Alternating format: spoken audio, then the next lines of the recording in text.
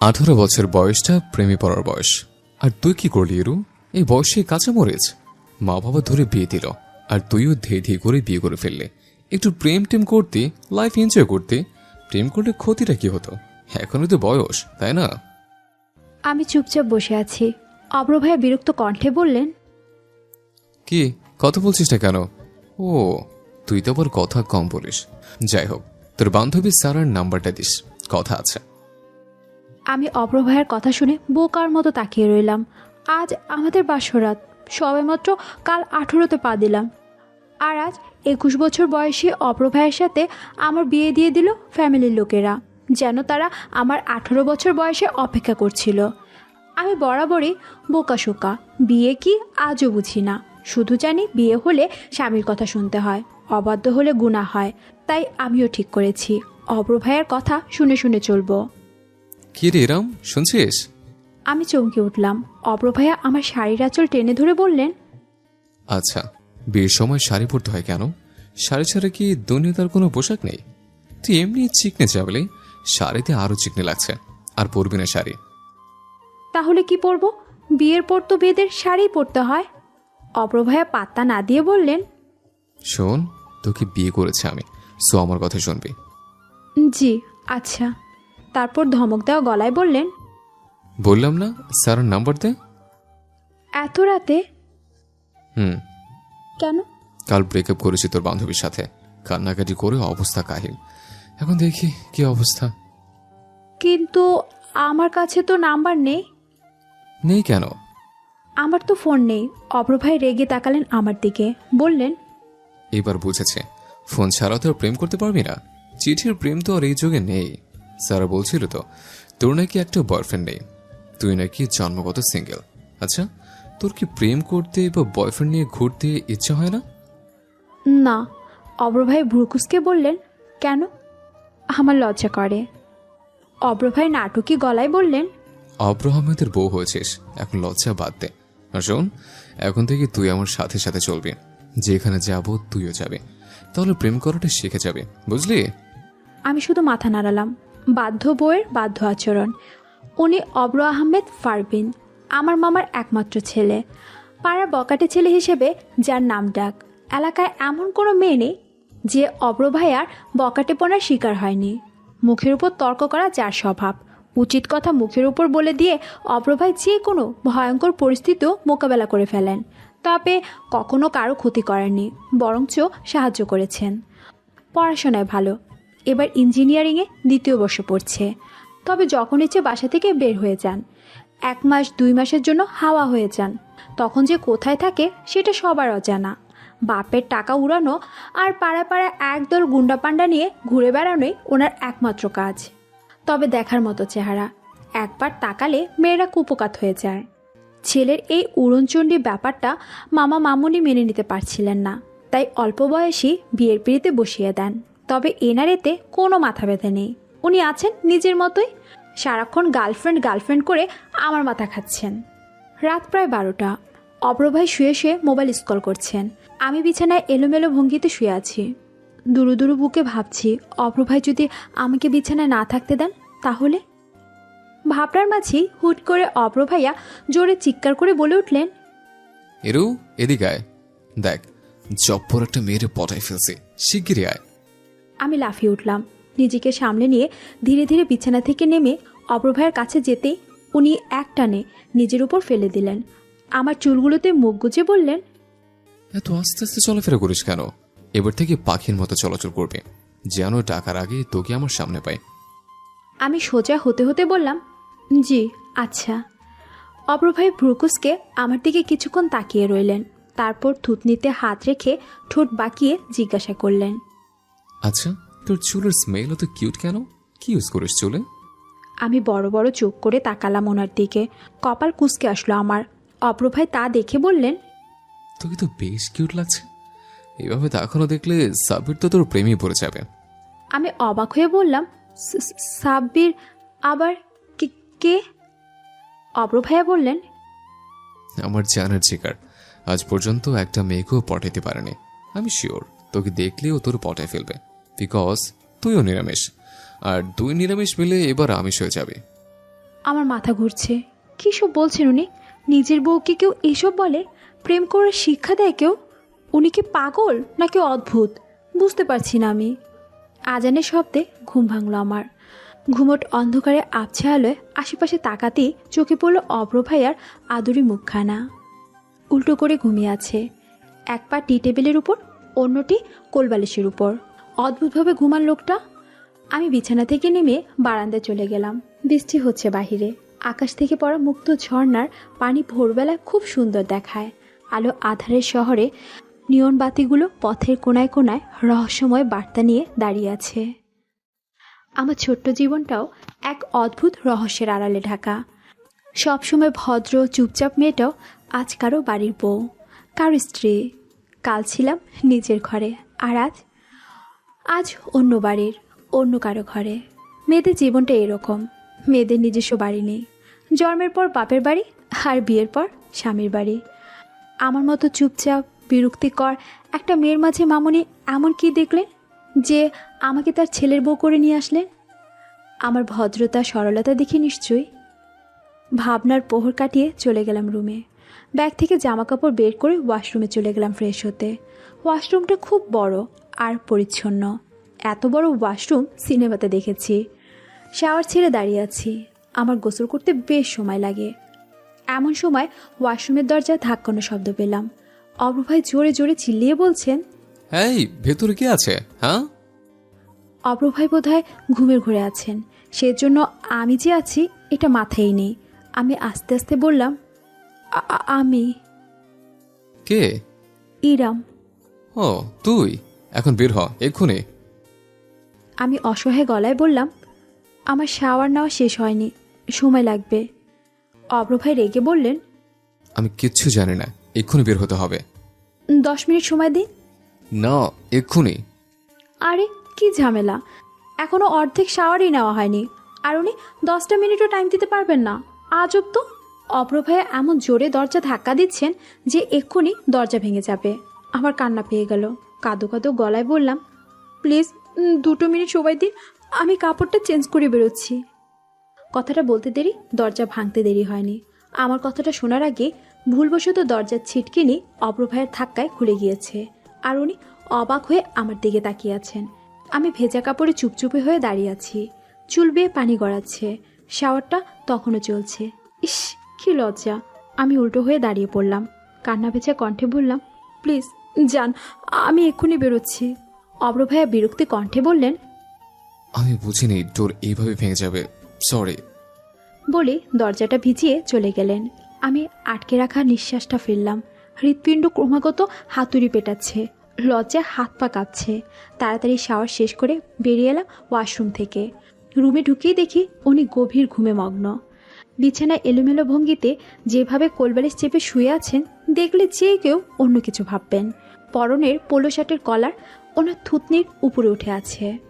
Short blue jeans পায়ের হাঁটু পর্যন্ত উঠে এসেছে। পায়ের লোমগুলো এদিক ওদিক দুলছে। ঠান্ডা বাতাসে পর্দাগুলো পতাকার মতো উঠছে। আমি ধীর পায়ে এগিয়ে গেলাম ওনার দিকে। ইতস্তত করে ডাকলাম, বললাম, আপনি তো ওয়াশরুমে যাবেন? অব্র ভাই ঘুমের ঘুরে বললেন, পরে যাব, ডিস্টার্ব করিস না, ঘুমাতে দে। আমি সরে আসলাম। এতক্ষণ দরজা ভেঙে ঢুকতে চাইছিল, আর এখন কিনা যাবে না? মাঝখান থেকে অর্ধেক শাওয়ার নিয়ে আমাকে বেরিয়ে আসতে হলো। ভালো লাগে না। এখনও অন্ধকার কাটেনি। আমি রুমের লাইট জ্বালিয়ে নামাজ পড়ে নিলাম। লাইটের আলো ওনার চোখে পড়তে লাফিয়ে উঠলেন। রাগী চেহারা নিয়ে আমাকে নামাজ পড়তে দেখে আর কিছু বলেননি। চুপ হয়ে গভীর ঘুমে তলিয়ে গেলেন। নামাজ শেষ করে আমি আলো নিভিয়ে রুম থেকে বেরিয়ে এলাম। নিচে নেমে দেখি মামুনি আর বুয়া ডাইনিংয়ে রুটি বেলছেন। আমাকে দেখতে পেয়ে মামুনি দ্রুত আমার কাছে এলেন, বললেন, এত ভোরে ওঠার কোনো দরকার ছিল তোর? আমি তো ভোরেই উঠি, অভ্যাস হয়ে গিয়েছে। নামাজ পড়েছিস? হুম। অভ্র পড়েছে? না, উনি তো ঘুমাচ্ছেন। মামুনি একটা হতাশ নিঃশ্বাস ফেললেন। আমাকে বললেন, কত চেষ্টা করি ভোরবেলা ওঠাতে, নামাজটা পড়াতে, কিন্তু এই ছেলে নামাজটা কাজা করবেই। ঘুম থেকে উঠবে 10টায়। আমি অবাক হয়ে বললাম, এত দেরিতে? মামুনি মৃদু হাসল, বলল, এসেছিস বাসায়? দেখবি এই ছেলের কাণ্ড কারখানা। তোর আব্বু হয়তো বিয়েটা মানতে পারেনি রে, কিন্তু কি করব বল, নিজের ছেলেকে উচ্ছন্নে যেতে দেখলে কোনো মা বাবাই কি ঠিক থাকতে পারে? তাই স্বার্থপরের মতো তোর মতো ভালো একটা মেয়ে অভ্রের সাথে সারা জীবনের জন্য জুড়ে দিলাম। ক্ষমা করে দিস মা। আমিও হাসলাম, বললাম ক্ষমা চাওয়ার কিছু নেই, এরকম করবেন না কখনো। আচ্ছা, মামা কোথায়? বাসার সবাই উঠেনি? নামাজ পড়ে মর্নিং ওয়াকে গিয়েছে তোর মামা, আর বাসার সবাই ঘুমাচ্ছে, এখনো ওঠার সময় হয়নি ওদের। ও, তুমি কি করছো? নাস্তা বানাচ্ছে। আমি বানিয়ে দিচ্ছি, দাঁড়াও। আমি কি বউ এনেছি রান্না করতে? আমি বউ এনেছি আমার ছেলেকে মানুষ করতে, আমার মেয়ে বানাতে এনেছি। আর নাস্তা বানানো শেষ, তোর কিছুই করতে হবে না। আমি আর কিছু বলার আগে ফোন এলো মামনির। আমার দিকে কিছুক্ষণ তাকিয়ে ফোন রিসিভ করে অনেকক্ষণ কথা বলল। আমি শুনতে পেলাম না। বুয়ার সাথে ব্রেডে জ্যাম লাগাতে ব্যস্ত আমি। কিছুক্ষণ পর মামনি আমার হাতে ফোন ধরিয়ে দিয়ে বললেন। আমি মিষ্টি হেসে লনে চলে এলাম। ওপাশ থেকে আব্বুর গলা শোনা গেল। আমি আসসালামু আলাইকুম বলতে আব্বু সালামের জবাব দিয়ে চুপ করে রইলেন। নিদারুণ নিস্তব্ধতা ভেঙে বলে উঠলেন, এমন একটা ছেলের সাথে আমি তোর বিয়ে দিতে চাইনি মা। নেহাত তোর আম্মু কথা দিয়ে ফেলেছিল, না হলে মরে গেলেও বখাটে ছেলের কাছে বিয়ে দিতাম না। আমার মন খারাপ হয়ে গেল। কেন জানি না, শুধু এইটা জানি, আব্বু অব্র ভাইয়াকে বিশেষ পছন্দ করেন না। আম্মুর জেদের কাছে হেরে গিয়ে আব্বু এই বিয়ে থেকে আমাকে বাঁচাতে পারেনি। বিয়ের সময় উপস্থিত ছিল না আব্বু। নিজের আদরের রাজকন্যাকে কেই বা চায় বখাটে অভদ্র ছেলের সাথে বিয়ে দিতে? আমি আব্বুকে বললাম, যা হওয়ার হয়ে গিয়েছে, তুমি ঠিক আছো তো? আব্বু তপ্ত নিঃশ্বাস ফেলে বলল, ঠিক আছি। আর ওই অভদ্রটা তোর কিছু করেনি তো? আমি কিন্তু তাহলে আমার মেয়েকে ওখানে থাকতে দেব না, নিজের কাছে নিয়ে আসবো। এসব গুন্ডা ফান্ডা ছেলে নিজের বউকে কি আর ভালোবাসে? ভালোবাসে কি এটা কি ওরা জানে? স্ত্রীর গায়ে হাত তোলাটা ওদের স্বভাব।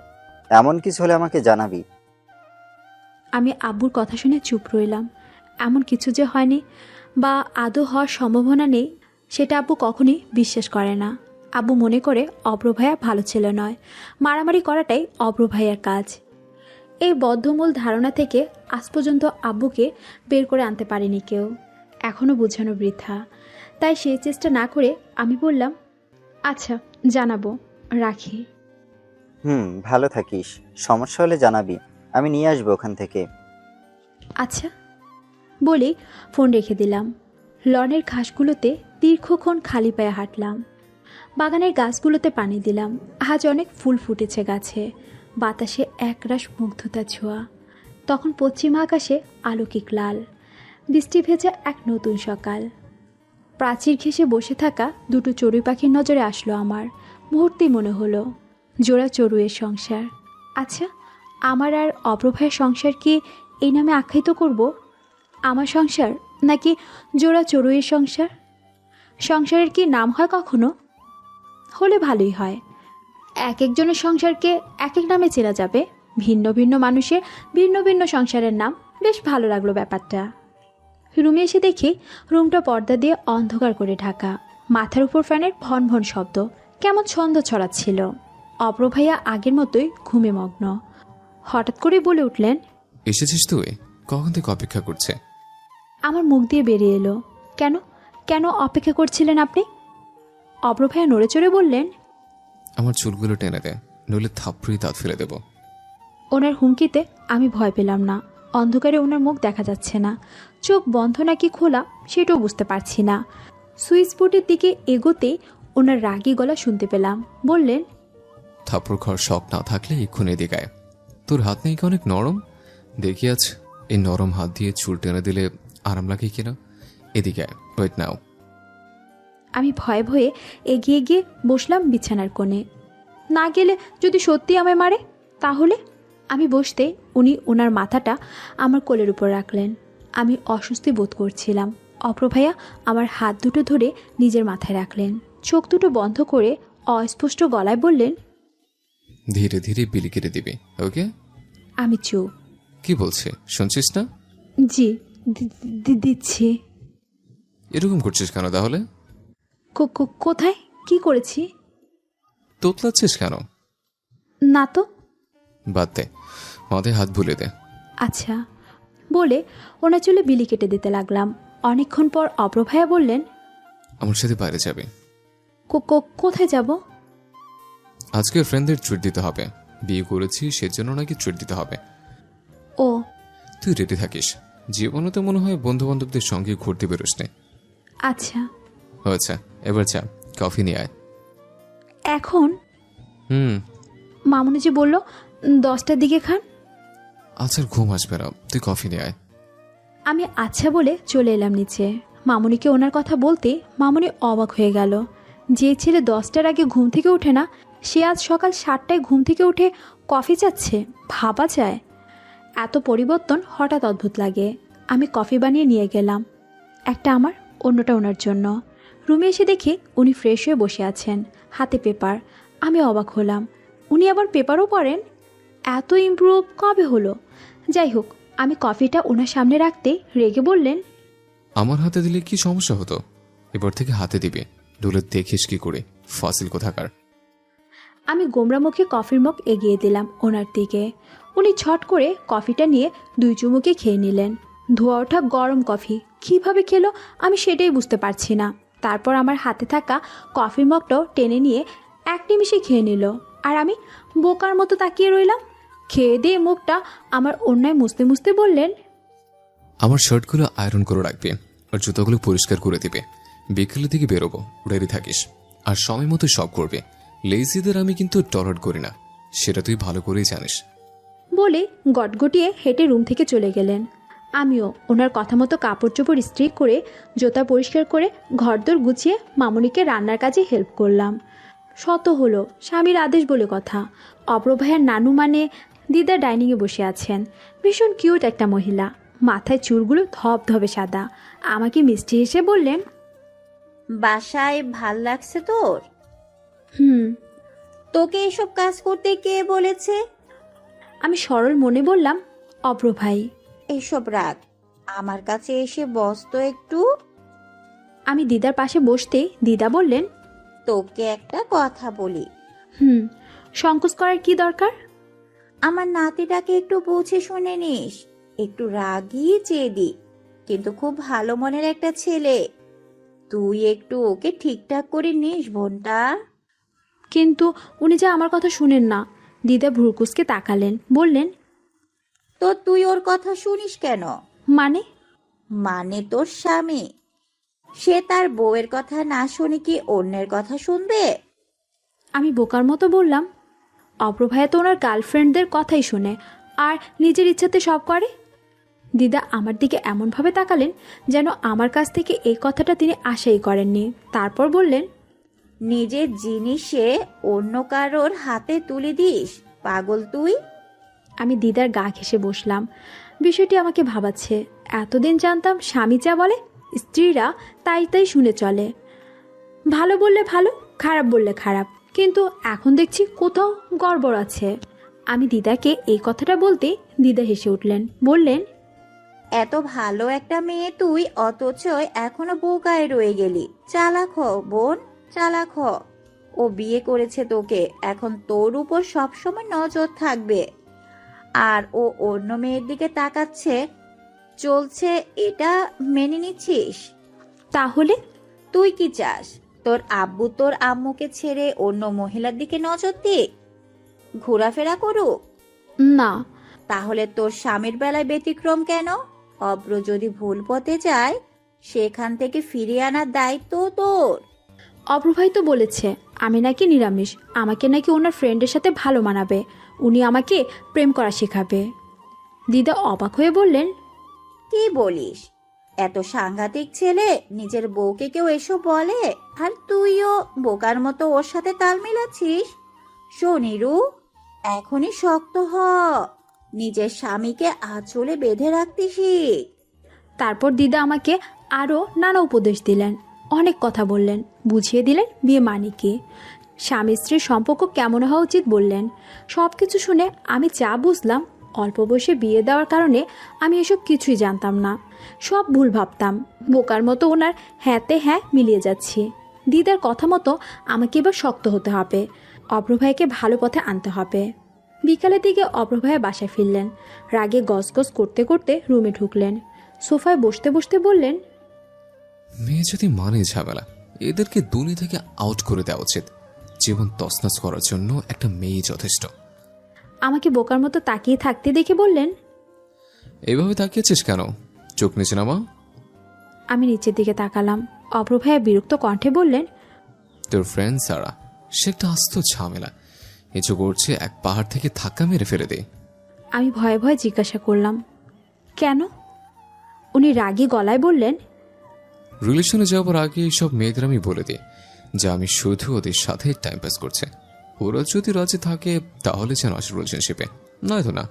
তোর সারাও মেনে নিয়েছিল, আর এখন ব্রেকআপ করার পর সে ইমোশনাল হয়ে পড়েছে। ওনাকে সিরিয়াসলি নিয়েছিল রিলেশনটাকে। তার উপর সকালে এক গাদু ঘুমের ওষুধ খেয়ে সুইসাইড অ্যাটেম্প করতে গিয়েছিল। ভাগ্যিস সময় মতো হসপিটালাইজ করা হয়েছে। তুই বল, কার রাগ না উঠবে? আমি এসব শুনে অবাক। আমার ক্লাসমেট, সেকেন্ড ইয়ারে পড়া একটা মেয়ে আমার বরের জন্য মরতে গিয়েছে। I can't believe. আমি জিজ্ঞাসা করলাম, আপনি এতক্ষণ কোথায় ছিলেন? ওখানেই, হসপিটালে। আচ্ছা মতো ছেড়ে দিয়ে এলাম মেয়েটাকে। মাথাটাই গরম করে দিয়েছিল, ঝামেলা বন্ধ করে এলাম। আমি একটা কথা বলি। অভ্র ভাইয়া অবাক হয়ে তাকালো। আমি ওনার দৃষ্টি এড়িয়ে অন্যদিকে তাকালাম। বললাম, এখন এসব না করলে হয় না? আপনার তো বিয়ে হয়ে গিয়েছে, বউ আছে। উনি রেগে বললেন, তোকে বউগিরি ফলাতে বলিনি। আমি কি করব না করব সেটা তোকে বলতে হবে না। তোর অ্যাডভাইসের দরকার নেই। ছোট ছোটর মতো থাক, মাইন্ডেড। আমি ধমক খেয়ে মুখ কালো করে দাঁড়িয়ে রইলাম। ওনার সাথে কথা বলাটা আমার ভুল হয়েছে। আমাকে এইভাবে দাঁড়িয়ে থাকতে দেখে বললেন, বাইরে যাবো বলেছিলাম না, রেডি হসনি কেন? ভালো লাগছে না, আমি কোথাও যাব না। মামুনিরা রাতে বাসে থাকবে না। অভ্র ভাই বিরক্ত হয়ে তাকালো, তারপর বললেন, ঠিক আছে, তাহলে আজকে সবাইকে বাসাতেই ডেকে পার্টি করব। রাতে কেউ বাসে থাকবে না, কিভাবে কি করবেন? সবাই কোথায় যাবে? দাওয়াত খেতে, কার বাসে জানি না। অভ্র ভাইয়া হাসি হাসি পুলকিত মুখে বললেন, ভালোই হবে। তুই যাবি নাকি? না। তোকে যেতে দিলে তো তোকে তো সবাই দেখতে আসবে। মানে? এত মানে মানে না করে ভাগ এখান থেকে। আমার জন্য ব্ল্যাক কফি নিয়ে আয়। জি আচ্ছা। রাতের বেলা বাসা পুরো খালি, আছি শুধু আমি আর দিদা। অভ্র ভাইয়া ছাদে সব কিছু রেডি করে ওনার ফ্রেন্ডদের নিচে রিসিভ করতে গিয়েছেন। আমি রুমে বসে বোর হচ্ছিলাম। ভাবলাম দিদার রুমে গিয়ে বসে থাকি, কিন্তু কয়েক পা এগোতে শুরু হলো হালকা পেট ব্যথা। আমি ততটা পাত্তা না দিয়ে দিদার রুমে চলে গেলাম, গিয়ে গল্প করতে লাগলাম। দিদা বলল, অব্রের বন্ধুরা এসে গিয়েছে। হুম। দেখলাম না তো। উনি নিচে রিসিভ করতে গিয়েছেন, এক্ষুনি আসবে। সব কি ছাদে আয়োজন? হুম। ভালোই হলো। কেন? বাসায় করলে মনে কর বাসা ওদের চিল্লাচিল্লিতে ফেটে যায়। ছাদে করেছে, সব আপদ ওখানেই থাকুক। আমি হেসে ফেললাম। একটু পরে অভ্র ভাই এলেন। ব্যস্ত ভঙ্গিতে আমাকে খোঁজাখুঁজি করে দিদার রুমে এসে পেলেন। বললেন, সবাই এসে গেছে, তুই আয়। সবাই তো ইরুকে দেখতে আসছে। তোর বউকে বন্ধুদের মাঝে নিয়ে যাওয়া কি ঠিক হবে? বন্ধু কম, বান্ধবীর এসব। তারপর আমার দিকে তাকিয়ে বললেন, কিরে আসতে বলছি না, আয়। আমি উঠে দাঁড়ালাম। ওনার এসব কাজকর্ম আমার একদমই ভালো লাগছে না। আবার বড় মুখ করে বলছেন যে বান্ধবীরাও এসেছে। সবকটা যে বদের হাড্ডি সেটা কি আর মানুষ জানে না? আমাকে বোকা পেয়ে এসব করার সাহস পাচ্ছে। রিডিকিউলাস ইরাম, তোর মরে যাওয়া উচিত। অভ্র ভাইয়া ভাবনার মাঝপথে বলে উঠলেন, ফলো মি। আমি ওনার পিছু পিছু ছাদের সিঁড়ি বেয়ে উঠছি। এসে দেখি কি সুন্দর ডেকোরেশন করা, ছাদের গাছগুলোতে লাইটিং করা, একসাথে বারবিকিউ করা হচ্ছে। অন্য পাশে অনেকগুলো কাচের রঙিন বোতল। বুঝলাম না কিসের বোতল এসব। যাই হোক, আমাকে দেখতে পেয়ে ওনার সব ফ্রেন্ড হৈ হৈ করে উঠলেন। আমি সবার দিকে নজর দিলাম। দেখলাম 4টা মেয়ে আর 3টা ছেলে। অভ্র ভাইয়া সবার সাথে পরিচয় করিয়ে দিলেন এবং বললেন, আমাকে যাতে সবাই ভাবি ডাকে। কেমন আছেন ভাবি? আমি ভাবি ডাকটাতে অস্বস্তি বোধ করছিলাম। হাসি মুখে বললাম, জি ভালো ভাইয়া। পাশ থেকে সাইমা নামের একটা আপু বলল, আসো আমাদের সাথে পার্টি এনজয় করো। আমিও আস্তে ধীরে ভয়ানক অস্বস্তি নিয়ে বললাম, আচ্ছা। চেয়ার টেবিল থাকা সত্ত্বেও ছাদের ফ্লোরে মাদুর পাতা হয়েছে, সবাই ওইখানেই বসা। আমিও ওদের পাশে গিয়ে বসলাম। সবাই হাসি ঠাট্টা করছে, প্রচণ্ড জোরে গান বাজছে, বারবিকিউর দারুণ স্মেল আসছিল। সবাই আইসক্রিমের সাথে চিপসের প্যাকেট নিয়েও মেতে উঠল। আর আমি কাবাব মেয়ে হাড্ডির মতো একদল এলিয়েনের মাঝে বসে রইলাম। আকাশের দিকে তাকিয়ে তারা গুনছিলাম মনে মনে। মেঘ ভেঙে আকাশে জেগে উঠেছে চাঁদ। আমার পাশে অভ্রভাই বসে সবার সাথে আড্ডা দিচ্ছিলেন। হঠাৎ একটা ঠান্ডা বাতাস বইল। আমার খোলা চুলগুলো বাতাসের সাথে সাথে আছড়ে পড়ল অভ্রভাইয়ের মুখ চোখে। অমনি সবাই চুপ করে গেল। কিছুক্ষণ পর সবাই সিটি বাজিয়ে উল্লাসে ফেটে পড়ল। একজন তো বলেই বসলো, কি রোমান্টিক মোমেন্ট। আমি লজ্জায় কাঠ হয়ে রইলাম। অভ্রভাই চুলগুলো সরিয়ে আমাকে ধমক দিয়ে বললেন, বেঁধে রাখতে পারিস না যত সব আছে এরা। তারপর ওনার ফ্রেন্ডদেরকেও ধমক দিল। আর সবাই নিষ্পাপ মুখ করে বসে রইল। আমি মুখ কালো করে বসে রইলাম, উঠে আসতেও পারছিলাম না। অভ্রভাইয়ের একটা মেয়ে বান্ধবী আমার দিকে রাগি চোখে তাকাচ্ছে। আমি বুঝলাম বোধহয় জ্বলছে আমাকে অভ্রভাই বিয়ে করেছেন বলে। আমি মনে মনে ফুরুত ফুরুত উঠছি। ওয়ান পিস অভ্রই ছিল, সেইটা আমি নিয়ে গিয়েছি। Proud of me, proud of ইরু। আমি কোনো মতে একটু চিকেনের টুকরো চিবোচ্ছি। আর সবাই যেভাবে খাচ্ছে মনে হচ্ছে কতদিনের অভুক্ত। আমি অবাক চোখে সবাইকে দেখছি। কি হাসাহাসি ঠাট্টা, মাথা গরম হয়ে যাচ্ছে। অভ্রভাই আমার দিকে তাকিয়ে বললেন, কি খাস না কেন? খাচ্ছি তো। হুম। তারপর উনি উঠে ছোট্ট টেবিলটাতে রাখা একটা রঙিন বোতল নিয়ে এলেন। সবাই আরও একবার হৈ হৈ করে বলে উঠল, গ্রেট। আজ শ্যাম্পেন খেয়ে মাতাল হয়ে যাব। পাশের জন ফোন কেটে বলল, মাতাল হয়ে রাস্তায় রাস্তায় ঘুরবো? পুলিশ দেখলে প্যাদানি দিবে। তোর কইছে আজ এর কথা কস কেন? অভ্রভাই ওদেরকে চুপ করতে বললেন। তারপর গ্লাসে ঢেলে সবাইকে খেতে দিলেন।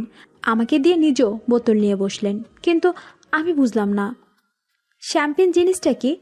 ভাবলাম হয়তো কোল্ড ড্রিঙ্কস টাইপ কিছু হবে, তাই আস্তে ধীরে খেতে লাগলাম। অভ্রভাইয়া একটু একটু করে খাচ্ছে আর আমার দিকে তাকাচ্ছে। বোধহয় আমার এক্সপ্রেশন দেখার চেষ্টা করছেন। আমি দু চুমুক খেতেই কিছু একটা ভেবে আমার হাত থেকে গ্লাসটা কেড়ে নিয়ে রেখে দিল। বাকিদের দিকে তাকিয়ে দেখি ওরা খুব আয়েশ করে খাচ্ছে, যেন কোনো ছোট বাচ্চাদের দলকে হরলিক্স খেতে দেওয়া হয়েছে। আমি কিছুক্ষণ হয়ে বসে রইলাম। আর আমি অভুক্ত। আমাকে অপমান করা হলো কি না বুঝতে পারছি না। ঠিক এমন সময় পেট ব্যথা মাথাচাড়া দিয়ে উঠল। প্রচণ্ড ব্যথা করছে। আমি আস্তে আস্তে উঠে দাঁড়ানোর চেষ্টা করতে লাগলাম। অতঃপর উঠে দাঁড়িয়ে দৌড়ে চলে এলাম রুমে। পেট ব্যথায় মনে হচ্ছে আমি মরেই যাচ্ছি। ওই সময় ততটা পাত্তা দেইনি, এখন মনে হচ্ছে পাত্তা দেওয়া উচিত ছিল। কোনো কিছুকেই ছোট করে দেখা ঠিক না। কিন্তু এখন আমি কি করব? দিদার রুমে গিয়ে দেখি দিদা ঘুমিয়ে কাঁদা। আমি আর জাগালাম না। অভ্রভাইয়া তো বন্ধুদের নিয়ে ব্যস্ত, এমনিতে হলেও বলতে পারতাম না। কিন্তু এখন আমি কি করব? বিছানায় বালিশ চেপে ধরে পড়ে রইলাম, কান্না করছি। আধ ঘন্টা পর অভ্রভাই রুমে এলেন। আমাকে এভাবে শুয়ে থাকতে দেখে জিজ্ঞাসা করলেন, কি হয়েছে? আমি ফুপিয়ে ফুপিয়ে বললাম, পেট ব্যথা। আর তুই এতক্ষণে বললি? কোন সময় ধরে হচ্ছে? ছাদে যাওয়ার সময়, তখন কম ছিল। আফটার কোল্ড ড্রিঙ্কস খাওয়ার পরই ব্যথা শুরু হলো। অভ্রভাই একটু গিল্টি ফিল করলেন বলে মনে হলো। সাথে সাথে রুম থেকে বেরিয়ে গেলেন। বন্ধুদের তৎক্ষণাৎ বিদায় দিয়ে রুমে এসে বললেন, বেশি ব্যথা? জি। তারপর উনি কাকে যেন ফোন দিলেন। বেশ কিছুক্ষণ কথা বলে বাসায় আসতে বললেন। একটু পর বাসার কলিং বেল বেজে উঠল। অভ্রভাইয়া তাড়াহুড়া করে চলে গেলেন দরজা খুলতে, আর রুমে ঢুকলেন ডাক্তার নিয়ে। আমি অবাক হয়ে তাকিয়ে রইলাম। এই রাতে 11টায় উনি কোথা থেকে ডাক্তার আনলেন আমি বুঝতে পারলাম না। যাই হোক, ওটা ওনার ব্যাপার। ডাক্তার এসে আমাকে দেখলো, চেক আপ করলো। অভ্রভাইয়া জিজ্ঞাসা করলো, এরকম হবার কারণ? ভুলভাল কিছু খেলে তো এরকম হবেই। অভ্রভাইয়া আর কিছুই বললেন না। তারপর ডাক্তার বললেন, দেখি আপনার হাতটা দেন। কেন? ডাক্তার সিরিজ বের করতে করতে বললেন, ইঞ্জেকশন দিতে হবে, নইলে ব্যথা কমবে না। ইঞ্জেকশনের কথা শুনে আমি লাফ দিয়ে উঠে বসলাম। ডাক্তার আর অভ্রভাই চমকে তাকালো। আমি মুখটা হাসি হাসি করার চেষ্টা করে বললাম, আমার ব্যথা নেই, ভালো হয়ে গিয়েছি, ইঞ্জেকশন দিতে হবে না। দিতে হবে। দেব না। অভ্রভাই রেগে বললেন, দিতে হবে যখন বলেছে দিতে হবে। গভীর রাতে আবার ব্যথা উঠলে আমি তখন ডাক্তার আনবো থেকে। তোর কি মনে হয় আমি বাংলা সিনেমা হিরোর মতো তোকে কোলে করে হসপিটালে নিয়ে যাব? আমার ভয় করে, আমি ইঞ্জেকশন নিব না। না নিলে মাথা ব্যথা ভালো হবে না, বুঝছেন না কেন?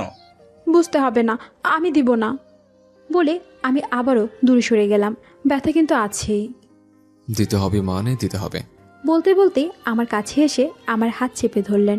আমি আর নাড়াতেই পারছি না, কান্না করে দিলাম। উনি বললেন, কুইক, আমি ধরেছি, আপনি ইঞ্জেকশন দিয়ে দিন। না না প্লিজ, এমন করবেন না। চুপ, তুই বুঝবি না ইঞ্জেকশন দিচ্ছে কি দিচ্ছে না। আমি টের পেলাম হাতে সুচ ঢুকানো হচ্ছে। আমি ভয় পেয়ে চোখ বন্ধ করে চিৎকার করে বলতে লাগলাম, লা ইলাহা ইল্লা আনতা সুবহানাকা ইন্নী কুনতু মিনাজ জালিমিন, লা ইলাহা ইল্লা আনতা। অট্ট হাসিতে ফেটে পড়ল রুম। চোখ খুলে দেখি অব্র ভাইয়া হা হা করে হাসতে হাসতে লুটুপুটু খাচ্ছেন, আর পাশে ডাক্তার লোকটাও হাসছে। উনি হাসতে হাসতে বললেন, ইরু, তুই এত ভয় পাস? খোদা।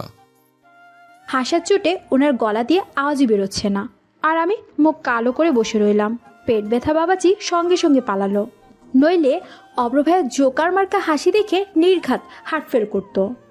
আমাদের সম্পর্কটা একটু একটু বন্ধুত্বের দিকে এগোতে লাগলো। এর মধ্যে কেটে গিয়েছে 1.5 মাস। খুব বড় না হলো, অনেকটা সময় কাটিয়েছি ওনার সাথে। আমি এখন ওনাকে একটু একটু বুঝতে পারি। যেমন রাগী জেদি, ততটাও আজব একটা মানুষ। প্রতিদিন আমাকে এসে ওনার বন্ধুবান্ধবদের কথা বলেন, আর আমাকে সব কিছু শুনতে হয়। তবে মেয়েদের সঙ্গটা খুব কমে গিয়েছে। হাতে গোনা কয়েকটা ফ্রেন্ড আছে, তবে সম্পর্কটা শুধুই বন্ধুত্বের। যাই হোক, এইটুকু পরিবর্তনও বাসার সবাই খুশি। তবে বাপের টাকা উড়ানো আর বেপরোয়া স্বভাবটা বরাবরের মতোই আছে। সংসারে ওনার মন বসে না কিছুতেই। উনি আমার প্রতি কী অনুভব করেন সেটা আমি জানি না, তবে আমার ওনার প্রতি ভালো লাগা কাজ করে, এইটুকু বুঝি। দিদা একদিন বললেন, কি রে রু, অব্রর মতিগতি পাল্টাচ্ছে একটু, তাই না বল? কি জানি, সব তোর জন্যই রে। আমি কিছুই করিনি, শুধু শুধুই বলছো। আমার কি মনে হয় জানিস? কি? অব্র তোকে ভালোবাসে, আর তাছাড়া নিজের বউ হয়, ভালো তো বাসবেই। আমি লজ্জা পেলাম, বললাম, মোটেও না। দেখিস কদিন পর বউকে চোখে হারাবে। এবার সংসারে আর ব্যবসায় মনটা বসাতে পারলেই হলো। আমি মৃদু হাসলাম। উনি আমাকে ভালোবাসে বা কয়দিন পর বউকে চোখে হারাবে কি না এটা জানি না, কিন্তু একদিন উনি আমার কাছাকাছি এলেন। ভালোবেসে এসেছেন কি না তা জানি না। একটা মানুষকে নিজের করে নিলে তো তাকে ভালোবেসে নিজের করে, তার মানে উনিও আমাকে ভালোবাসে। ভালোবাসে মানুষটা আমাকে। সময় বহমান, খুব তাড়াতাড়ি পালিয়ে যায়। প্রায় 3 মাস হয়েছে আমাদের বিয়ের। একটু একটু করে এখন সব কিছু বুঝতে শিখেছি। ভালোবাসি লোকটাকে, কিন্তু ওনাকে দেখে মনে হয় এই সম্পর্কে ওনার কিছু দায়িত্ববোধ ছাড়া আর কিছুই করার নেই। এখন রাত। অব্রভাই সোফায় 2 ঠ্যাং তুলে শুয়ে আছেন আর পরম সুখে টিভি দেখছেন। দেখে মনে হচ্ছে ওনার যেন কিছুতেই কিছু যায় আসে না। কিন্তু এভাবে তো চললে হবে না। এতদিন কিচ্ছু বলিনি, ভেবেছি ঠিক হয়ে যাবেন, কিন্তু না, লোকটা তার আপন খেয়ালই আছে। যেন পৃথিবী উল্টে গেল সে তার জায়গা থেকে নড়বে না। আমি এতদিন এই লোকটার কথা মতোই চলেছি, কিন্তু আর না। এত বড় ছেলে তার বাপের টাকা উড়াবে, সেটা আমি মানতে পারছি না। এর একটা হেস্তনেস্ত করতেই হবে, যেই ভাবা সেই কাজ। আমি অসীম সাহস জোগাড় করে প্রচণ্ড রেগে ওনার কাছে গেলাম। টিভি আড়াল করে ওনার সামনে দাঁড়িয়ে ওনার দিকে তাকিয়ে রইলাম। অপ্রভাই অবাক হয়ে আমার দিকে তাকালো। আমাকে এইভাবে দাঁড়িয়ে থাকতে দেখে ধমক দিয়ে জিজ্ঞাসা করলো, এখানে দাঁড়িয়েছিস কেন? ইচ্ছে। সামনে থেকে সর, টিভি দেখতে দে। বলে চিপস মুখে তুললেন। টিভি আড়াল করে দাঁড়িয়ে রইলাম। উনি আবারও বললেন, সামনে থেকে যাবি নাকি থাপড়ায় দাঁত ফালাবো? আমি কিছু না বলে ওনার হাত থেকে চিপসের প্যাকেট নিয়ে সবগুলো মাটিতে ফেলে দিলাম। উনি রেগে তাকালেন, বললেন, কি হচ্ছেটা কি? যা দেখছেন তাই। মানে আপনার সাথে এমনই হওয়া উচিত। এমনই হওয়া উচিত মানে? আপনার মতো অভদ্র অকর্মা লোকের সাথে এটাই করা উচিত। সারাদিন বাবার টাকায় বসে বসে খাওয়া আর 1 পল্টন গুন্ডা নিয়ে ঘোরা ছাড়া আপনার আর কাজ নেই। তোর তাতে কি? আমার কি মানে? আমি আপনার বউ। আর আপনি সারাদিন বউ ছেড়ে ফালতু কাজকর্ম করে বেড়াবেন, সেটা আমি মেনে নেব কেন? ওয়াই মিস্টার অব্র? অব্র ভাই বিরক্ত হয়ে বললেন, খুব বেশি কথা শিখেছিস দেখছি আজকাল। এখন কি তুই বলে দিবি আমি কি করবো আর করবো না? অবশ্যই বলে দেব, এবং আপনাকে সেই মতোই চলতে হবে। বেশি কথা আমি একদম পছন্দ করি না। আগের মতো চুপচাপ থাকতে হলে ভালো, নইলে ভালো হবে না। So stop this nonsense. আগের মতো চুপচাপ করে থাকতে পারছি না। আর কথা বলতে আমি সব সময় পারি, শুধু বলি না বলে আমি বোকা এমন ভেবে ভুল করবেন না। মেয়েরা যেমন চুপ থেকে সব সহ্য করতে পারে, তেমনি শিক্ষাও দিতে পারে। এখন কি তোর মতো পুচকির কাছ থেকে আমার শিক্ষা নিতে হবে? বড় হয়ে যদি উচ্ছন্নে যান, তাহলে ছোটর কাছ থেকেই শিক্ষা নিতে হবে, আর আপনি বাধ্য শিক্ষা নিতে। তুই আসলে কি চাস আমার থেকে বলতো? আমি চাই আপনি ভালো হন, ভালোভাবে চলুন, এসব বন্ধু বান্ধবের সঙ্গ থেকে সরে আসুন। এটুকু বলতে উনি কড়া চোখে তাকালেন। আমিও ভয়টা বাদ দিয়ে বলতে লাগলাম, বাবার সাথে কাজ করবেন, ওনাকে হেল্প করবেন। আপনার জন্য মামনি দিদা কত চিন্তা করে, অথচ আপনি কিছুই পাত্তা দেন না। তোকে কে বলেছে আমি পাত্তা দিই না? তুই বড় হয়ে গেছিস দেখছে। বড় হতে বাধ্য হয়েছি। কে তোকে বাধ্য করেছে? আমি? একটা মেয়ের স্বামী যখন আপনার মতো বেপরোয়া হয়, তখন থেকে না চাইতেও বড় হতে হয়, দায়িত্ব নিতে হয় সংসারের। সংসার? কিসের সংসার? আপনার আর আমার সংসার। আদৌ কি এর কোনো ভবিষ্যৎ আছে বলুন? অপ্রভাই একরাশ বিরক্তি নিয়ে তাকালেন, তারপর সোফায় হেলান দিয়ে বসলেন। কাশি দিয়ে গলা ছেড়ে বললেন, শোনেরাম, তোকে আজ একটা কথা বলে তুই কান খুলে শুনে রাখ। এই যে আম্মু আব্বু আমার সাথে তোর বিয়ে দিয়েছে, সেটাতে তোর হয়তো কিছু আসে যায়, বাট আমার কিছু যায় আসে না। I don't care. আমার জীবন নিয়ে আমি খুব ভালো এবং সুখে আছি। বউ হিসেবে আছিস এটাই বিষয়, কিন্তু অধিকার ফলানোর অধিকার আমি তোকে দিইনি। I don't want you, got it? But I want you. I don't care. আমি হঠাৎ প্রচণ্ড রেগে ওনার কলা চেপে ধরলাম, বললাম, কি আমাকে ভালো লাগে না? অপ্রভাই অবাক হয়ে বললেন, কি বলছিস তুই? সেই দিনের পর থেকে আমাকে আর ভালো লাগে না, তাই না? মানে? আমাকে ইউজ করে ফেলেছেন, এখন তো নতুন নতুন মেয়েদের ভালো লাগবে, তাই না? এই ইরামের কোনো মূল্যই তো আপনার কাছে নেই। তুই খুব ভালো করে জানিস আমি কেমন, সো লিমিটের মধ্যে কথা বল। লিমিটের মধ্যেই তো বলছি, জানি তো কেমন আপনি। উনি কপাল কুঁচকে রাগ নিয়ে তাকিয়ে রইলেন। আমি শক্ত করে কলা চেপে ধরে বললাম, বান্ধবীদের নিয়ে ঘুরতে খুব ভালো লাগে, তাই না? মেয়েরা শুধু আপনার কয়দিনের গার্লফ্রেন্ড বা বন্ধু হয়, সেটা আমি জানি, বাট নিজের স্ত্রীকে আপনি তাদের কাতারে কেন ফেলে দিতে চাইছেন? তুই কেন এরকম করছিস? কারণ আমি আপনাকে ভালোবাসি।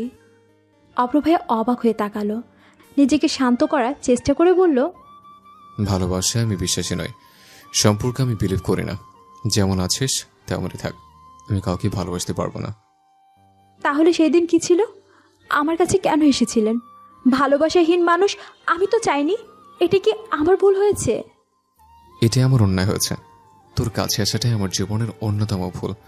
সেটাকে তুই ভালোবাসে ভেবে বসে আছিস, কিন্তু আদৌ এরকম কিছু নয়। এটা তোর বোঝার ভুল। আমি তো একবার এরকম কিছু বলিনি। It's your problem. তুই প্রথম ছেলে ওরু।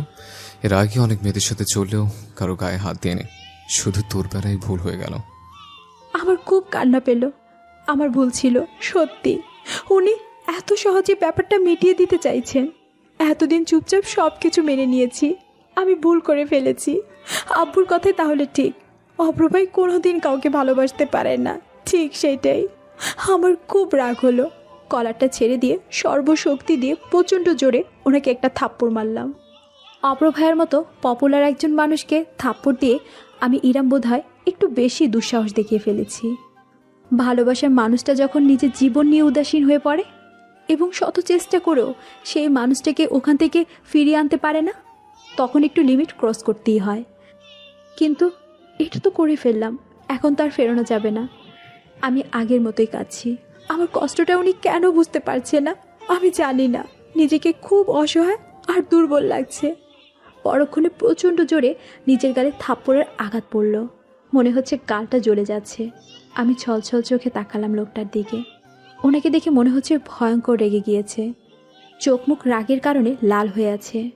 আজ ওনাকে বড্ড অচেনা লাগছে। আমি এতদিন একবারও ওনার এই রূপটা দেখতে পাইনি।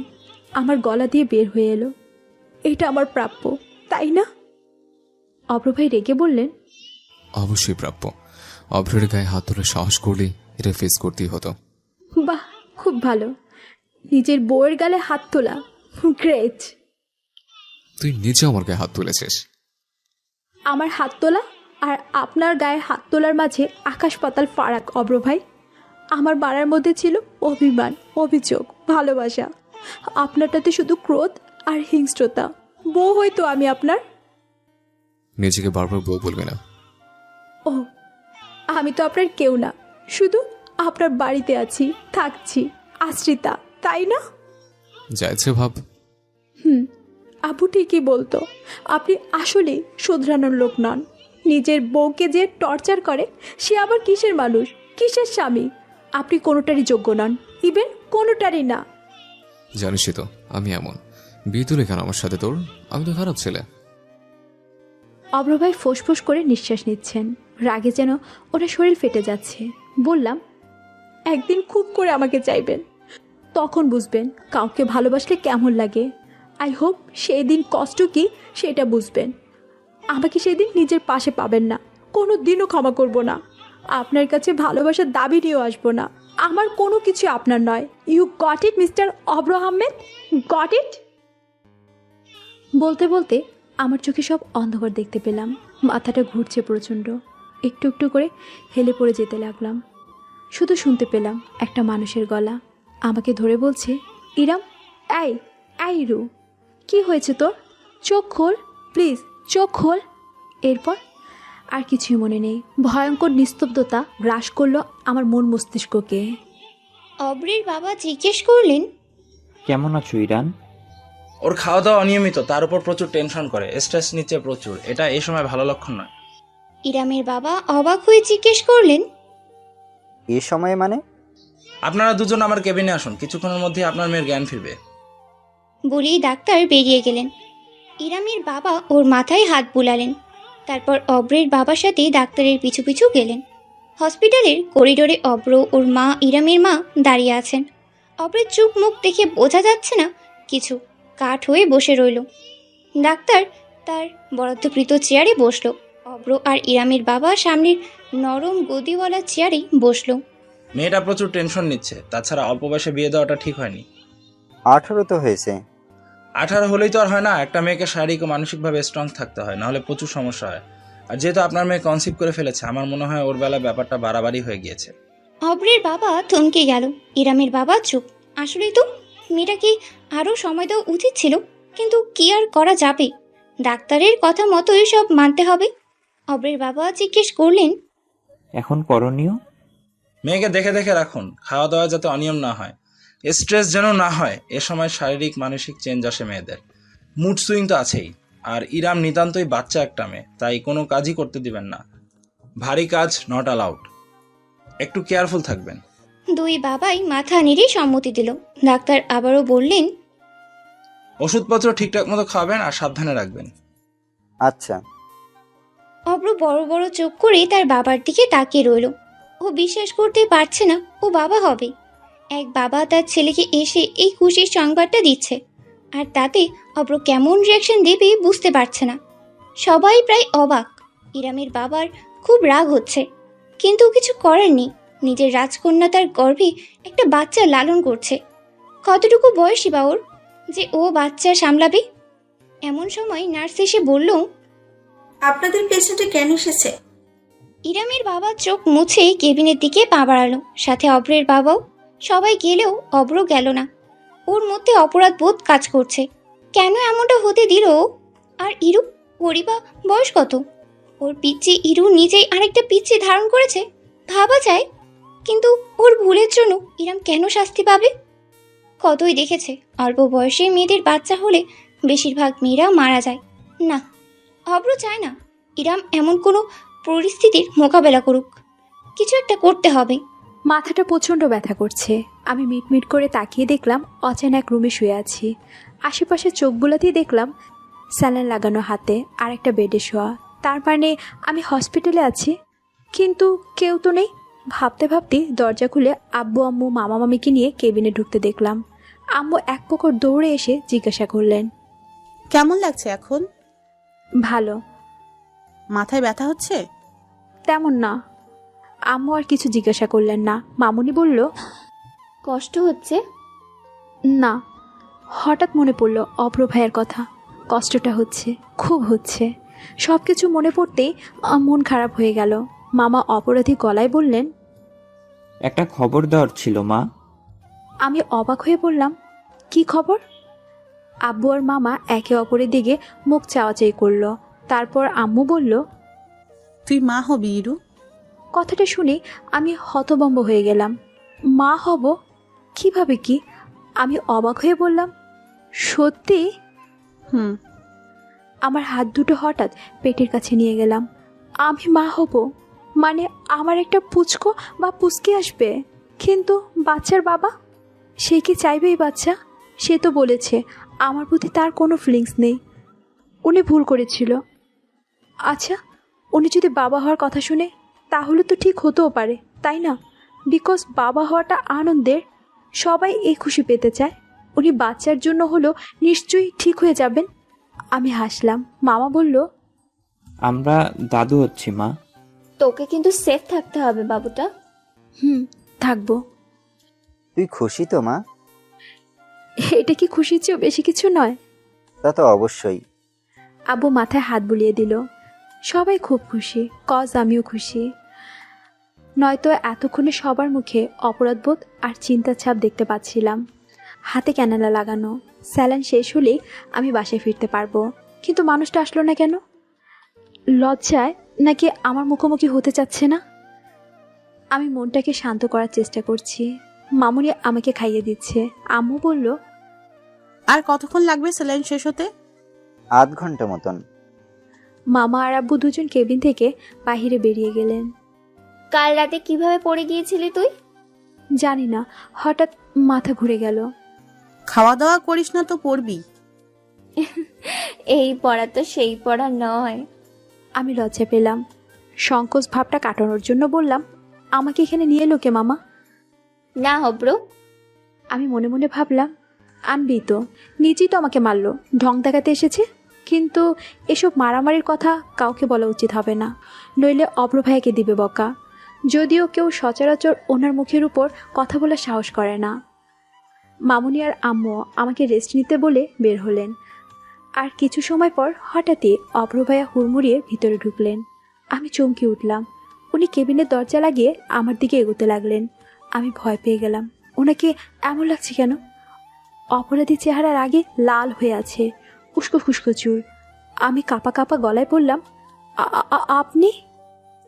উনি আমাকে ভয় পেতে দেখে বললেন, রিল্যাক্স, উত্তেজিত হওয়ার কারণ নেই। আমি শান্ত হয়ে ঢোক গিললাম। আমার পাশে এসে বসলো। আমাকে হতবম্ব করে দিয়ে কপালে একটা চুমু এঁকে দিলেন। আমার হাত দুটো মুঠোতে নিলেন। আমার খুব আনন্দ লাগছিল। বাবা হওয়ার আনন্দে হয়তো এরকম করছেন। আমার দিকে এক দৃষ্টিতে কিছুক্ষণ তাকিয়ে রইলেন। উনি বললেন, দেখ, আমি একটা কথা বলতে চাই, তুই হয়তো অবাক হবি। আমি পুলকিত গলায় বললাম, বলুন। তুই আমাকে অনেক আনন্দ দিয়েছিস। বাবা হওয়াটা কত আনন্দের আমি তোকে বোঝাতে পারবো না। আমি খুব খুশি হয়েছে। কিন্তু একটা কথা, কি? আমি তো লাইফ রিস্ক নিতে চাই না। মানে? তুই খুব ছোট হিরো, একটা বাচ্চার মতো। তোর বয়স অল্প। তুই তো জানিস, অল্প বয়সে মেয়েদের কনসেপ্ট করা তার জীবন নিয়ে টানাটানি করার সমান। তাতে কিচ্ছু হবে না, আমি কেয়ারফুল থাকবো। সবার তো আর এক প্রবলেম হয় না। হয়, অল্প বয়সী মেয়েদের সবার প্রবলেম হয়। আমি সহ্য করে নেব। কিন্তু আমি চাই না। আমি অবাক হয়ে বললাম, চাই না মানে? কি চাই না? তোর লাইফ রিস্ক নিতে আমি চাই না। কি বলতে চাইছেন আপনি? অ্যাবর্শন করে ফেল। আমার বুকটা ধক করে উঠল বাক্যটা শোনার পর। অ্যাবর্শন মানে? আমি অবাক হয়ে জিজ্ঞাসা করলাম, আপনি বলতে চাইছেন আমি বাচ্চাটা নষ্ট করে ফেলি? কিন্তু কেন? বললাম তো, তোকে হারাতে পারবো না। অভ্র ভাই, এটা আমার আর আপনার সন্তান। আপনি কি বলছেন বুঝতে পারছেন? আপনি আমাকে হারাতে চাইছেন না কেন? আমি মরে গেলে তো আপনি শান্তি পাবেন, দায়িত্ববোধ থেকে মুক্তি পাবেন, নিজের মতো বন্ধু বান্ধব নিয়ে ঘোরাঘুরি করতে পারবেন। চুপ, মরার কথা বললে দেখিস কি করে। কেন এমন করছেন? ভালোবাসেন আমায়? মনে হয়, কিন্তু আমার কথাটা শুনতে হবে। ওনার কথায় আমার ভাবাবেগের পরিবর্তন হলো না। ওনার বাচ্চা না চাওয়ার কথার নিচে ভালোবাসার কথাটা চাপা পড়ে গিয়েছে। আমি অনুভূতিহীন হয়ে পড়েছি। বললাম, সরি, আপনার কথা রাখতে পারছি না। ইরম, বাচ্চা আপনি না চাইলেও আমি চাই। এটা আমার বাচ্চা। I want you fully. উনি অসহায় চোখে তাকালেন। এলোমেলো চুলগুলো দু হাতে চেপে ধরে বললেন, বলেছি তো আমি তোকে ভালোবাসি। আমি আর কোনোদিন তোর কথার বাইরে যাব না। আব্বুর সাথে অফিস যাব, তোর খেয়াল রাখবো, কিন্তু তোর জীবন নিয়ে টানাটানি করতে পারবো না। ওনার কথা শুনে খুশি হলাম। আর এখানে জীবন নিয়ে টানাটানি করার কিচ্ছু নেই। তুই বুঝছিস না কেন ইরু? আপনি যদি বুঝতেন তাহলে আমিও বুঝতাম। উনি হঠাৎ রেগে বললেন, তুই আমাকে ভালোবাসিস না? বাসি, কিন্তু আপনার অন্যায় আবদার আমি রাখবো না। এখানে অন্যায়ের কিছু নেই, জাস্ট আমি কান চেপে ধরে চিৎকার করে বললাম, প্লিজ চুপ করুন, পাগলের প্রলাপ বন্ধ করুন। হাত সরে আসাতে প্রচুর ব্যথা পেলাম। রক্ত উঠে গেল স্লাইনে। অপ্রভায় তাড়াতাড়ি করে খুলে দিলেন। ততক্ষণে স্লাইন শেষের পথে। উনি রেগে বললেন, আমি যা বলছি তাই হবে, অ্যাবর্শনের ব্যবস্থা করছে। আপনি এমন করবেন না। ওনার রাগী গলা। আমাকে বালিশের সাথে চেপে ধরে বললেন, করবই করব, তোকে হারাতে পারবো না। আমার বাচ্চা সে, আপনার অধিকার নেই আমার বাচ্চাকে খুন করার। আমি মা, আমি তাকে দেখব। আপনাকে চাই না আমার। কিন্তু তোকে আমার চাই। আমি এই বিপদ থেকে রক্ষা পাওয়ার আশায় ওনার বুকে কিল ঘুষি দিতে লাগলাম। চিবিয়ে বলছি, আমার আপনাকেও চাই, বাচ্চাকেও চাই। উনি আমাকে বোঝানোর চেষ্টা করছেন নানানভাবে। আমাকে জোর করে অ্যাবর্শন করাতে চান উনি। কতটা মারাত্মক হলে কেউ নিজের সন্তানকে দুনিয়ার মুখ দেখতে দেয় না। আমার চিৎকারে আম্মু আব্বু মামা মামুনি ছুটে চলে এলো। কি হয়েছে ইরু? আব্বু, আমাকে বাসায় নিয়ে চলো। অপ্রভায়া শীতল গলায় বললেন, না, তুই আমার সাথে যাবি। না, আমি আমার বাসায় আব্বুর সাথে যাব।